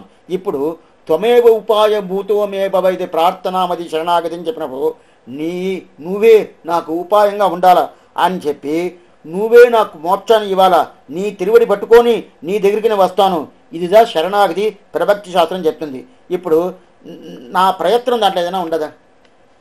నా ప్రయత్నం ఒక్కరవంతు కూడా లేదు, ఒక్కరవంతు కూడా నా ప్రయత్నం అనేది లేదు. అప్పుడు నా ప్రయత్నం అనేది లేదంటే అప్పుడు నన్ను తీసుకుపోయేది ఎవరు? ఆయనే తీసుకుపోతాడు. నన్ను తీసుకుపోయి అక్కడ పెట్టేస్తాడు. పెట్టేసిన తర్వాత ఆ ప్రభక్తి చేసేదానికి నేను ఏం చేయాలి?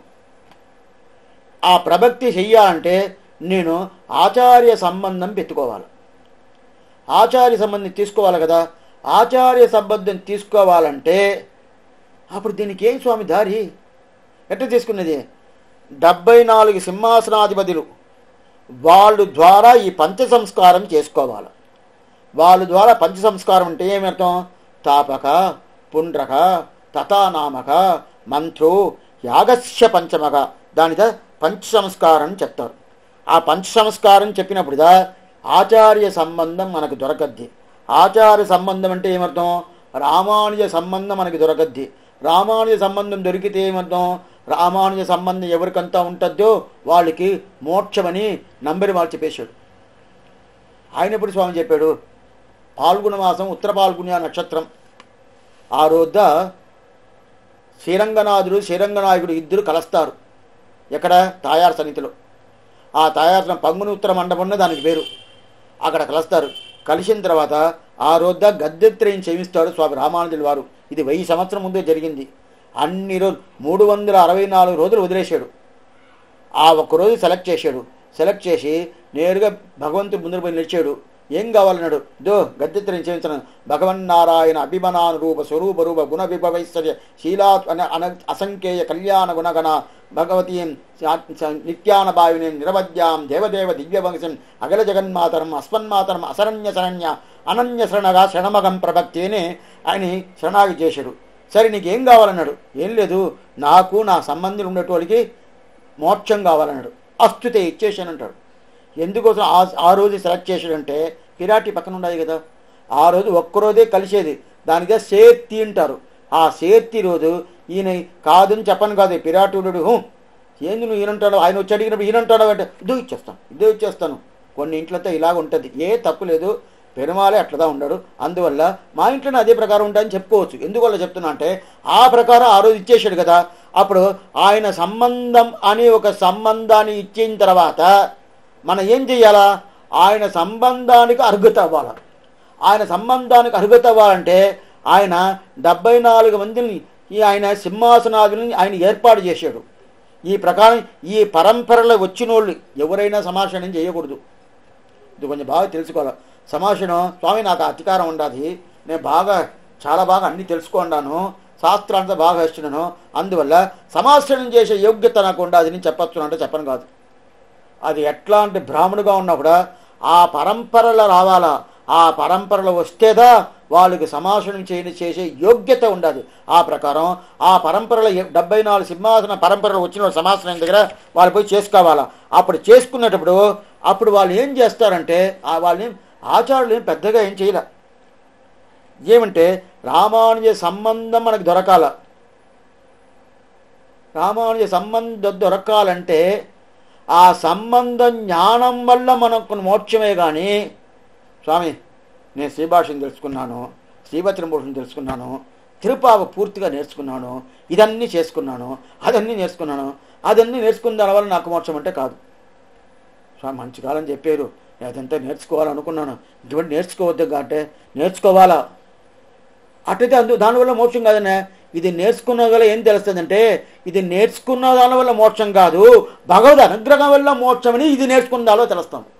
అందువల్ల ఇది నేర్చుకునే కావాలా. అప్పుడు ఇదన్నీ నేర్చుకుంటాం కదా. అప్పుడు నేర్చుకున్నామంటే అప్పుడు దానివల్ల ఇస్తున్నారా? లేదు, రామానుజ సంబంధం వల్ల ఇస్తున్నారు. ఉయ్యవరేవడి ఉడయవారు తిరివడిని చెప్తున్నారు కదా. ఆ ప్రకారం ఆ సంబంధం ఏం చేస్తుంది? ఆ రోజు ఇచ్చేసాడు. ఎవరికి? నంబెరుమాల్ రామానుజుడు అస్తుతే నీకు ఇచ్చేసాను చెప్పాడు కదా. ఇచ్చేసాను చెప్పిన తర్వాత మనం ఏం చెయ్యాలా? ఆయన సంబంధానికి మనం అర్హత అవ్వాలా. ఆయన సంబంధం పుచ్చుకోవాలా. ఆయన సంబంధం పుచ్చుకోవాలంటే ఏం చేయాలా? ఆ సంబంధం ఉండే 74 సింహాసనం ఆ పరంపరలో ఎవరు వచ్చినారో వాళ్ళ కులంలో ఒక్కొక్క పరంపర ఆచార్యులు ఉంటారు. ఆ ఆచార్యుల దగ్గర సమాషణం చేసుకోవాలి. ఇంకో ఆచార్యుల దగ్గర పోకూడదు. ఆచార పరంపర ఏదో కిలమైపోయిందంటే అప్పుడు ఇంకో ఆచార్యుల దగ్గర పోవచ్చు. కానీ ఒక్కొక్క కులానికి ఒక్కొక్క ఆచార్యుడు ఉంటారు. ఆ కాలంలో ఉంటారు. ఇప్పుడంతా ఇదంతా పోయింది స్వామి. వాళ్ళు ఎప్పుడో మా తాత కాలంలో పోయారు. ఇప్పుడు ఎవరినైతే తెలవలేదంటే ఏం చేయలేము. ఆ ప్రకారం ఇప్పుడు పరిస్థితి వచ్చేసింది. ఎందుకు చెప్తానంటే వాళ్ళ దగ్గర సమాషణం చేసుకోవాలా. ఆ సమాషణం చేసుకుని పూర్తిగా అప్పుడు ఏమవుతుందంటే వీళ్ళ దగ్గర సమాషణం చేసుకుంటే రామానుజ సంబంధం ఎలా దొరకందండి? సంబంధం వీళ్ళ దగ్గర. ఆయనకి ఈయనకి 1000 సంవత్సరాలు తేడా ఉండాలి. 1000 సంవత్సరాల ముందు రామానుజులు పుట్టారు. ఈయన ఇప్పుడు నాకు ఆచార్యుడు సమాషణం చేసి ఇప్పుడు పుట్టాడు. ఏదో 50 సంవత్సరాలు ఉంటుంది అనుకోండి. ఆయనకి ఈయనకి ఏం తేడా అంటే ఇది శంకుళ్ళు ఉంటుంది కదా. ఆ శంకుళ్ళు ఈ శంకుళ్ళు ఆ శంకులు ఈ శంకులు ఆ శంకులు అట్లా ఒకటి కనెక్షన్ ఉంటుంది కదా. అదే ప్రకారం రామానుజుల ద్వారా ఆయన ఆచార్యుడు ఒకరి, ఆయన ద్వారా ఇంకో ఆచార్యుడు, ఆయన ద్వారా ఇంకో శిష్యుడు, ఆయన ద్వారా ఇంకో శిష్యుడు, ఈ శంకులుగా కనెక్షన్ వచ్చేదా. ఆ కనెక్షన్ ద్వారా వచ్చేదా ఈ 74 సింహాసనం తిరుగు. అప్పుడు ఆ పరంపరలు చేసుకున్నామంటే ఇది నేరుగా ఎక్కడ పోద్ది? నేరుగా ఆ సంబంధం దిగి రామానుజుల వారి సంబంధం పోద్ది. తాపక పుండ్రక తథానామక మంత్రో యాగస్య పంచమగా అని చెప్పి ఆ పంచ సంస్కారం అనేది చేసుకోవాలి. చేసుకొని అయిపోయిందంటే ఏమిటంటే అప్పుడు ఏం చేస్తాడు ఆచార్యుడు? ఏం సేవం చేస్తాడు? తాపక శంఖచక్ర లాంఛనం చేస్తాడు. పుండ్రక ద్వాదశ నామాలు వేస్తారు. తథా నామక అడియేన్ రామానుజదాసన్ అనే దాస్యనామని ఇస్తారు. తథా నామక మంత్రో మంత్రం. మంత్రం అంటే ఏంది? త్రిమంత్రమేమి, ద్వయమేమి, చర్మశ్లోకమేమి, ఈ మూడును ఆచార్యుడు చెప్తాడు. మంత్రో యాగస్య పంచమక. యాగం. యాగం అంటే మనం ఏమనుకుంటామంటే ఓహో నిప్పి వేస్తున్నాము స్వామి, నెయ్యి పోస్తున్నాము, పూర్తిగా ఆజ్యం వేసి అది కాదు. యాగం దానికి యాగమే. అయితే ఇక్కడ యాగం అనే శబ్దానికి తిరువారాధన పేరు. తిరువారాధన పేరు. ఆ తిరువారాధన ఎట్ట చెయ్యాలా అని ఆచార్యుడు నేర్పిస్తాడు. అప్పుడు ఇదన్నీ అయిపోయిందంటే తాపక, పుండ్రక, తథానామక, మంత్రో యాగస్య పంచమక అనే ఆ విధమైన ఆ సంస్కారాలు 5 సంస్కారాలు పంచ సంస్కారం. ఆ పంచ సంస్కారాలు చేసిన తర్వాత ఈయన రామానుజ సంబంధం ఈయనకి దొరికేసింది. అంతేనా? వేరేం లేదా? అంతే.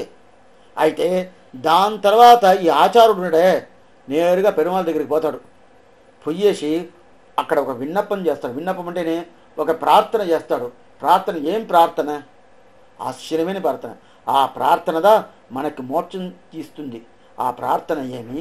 దాని తర్వాత ఈ వాక్యంలో ఉపాయేషు ప్రభక్తిని చెప్తారు. ప్రభక్తి శాస్త్రం అనేది ఏమి, మనం చేసిన ప్రభక్తి ఉపాయమా కాదా అనేది ఇదన్నీ ఇంకా వచ్చే బుధవారం రోజు మనం ఆశ్చర్యమైన ఆ విషయం చూస్తాము. ఇప్పుడు దీంట్లో ఏదైనా సందేహాలు ఉంటే అడగచ్చు. ఆళ్వారెంబెరుమానార్జీయర్ తిరువడిగిలే శరణం, ఆచార్యన్ తిరువడిగిలే శరణం, భగవతాల్ తిరువడిగిలే శరణం.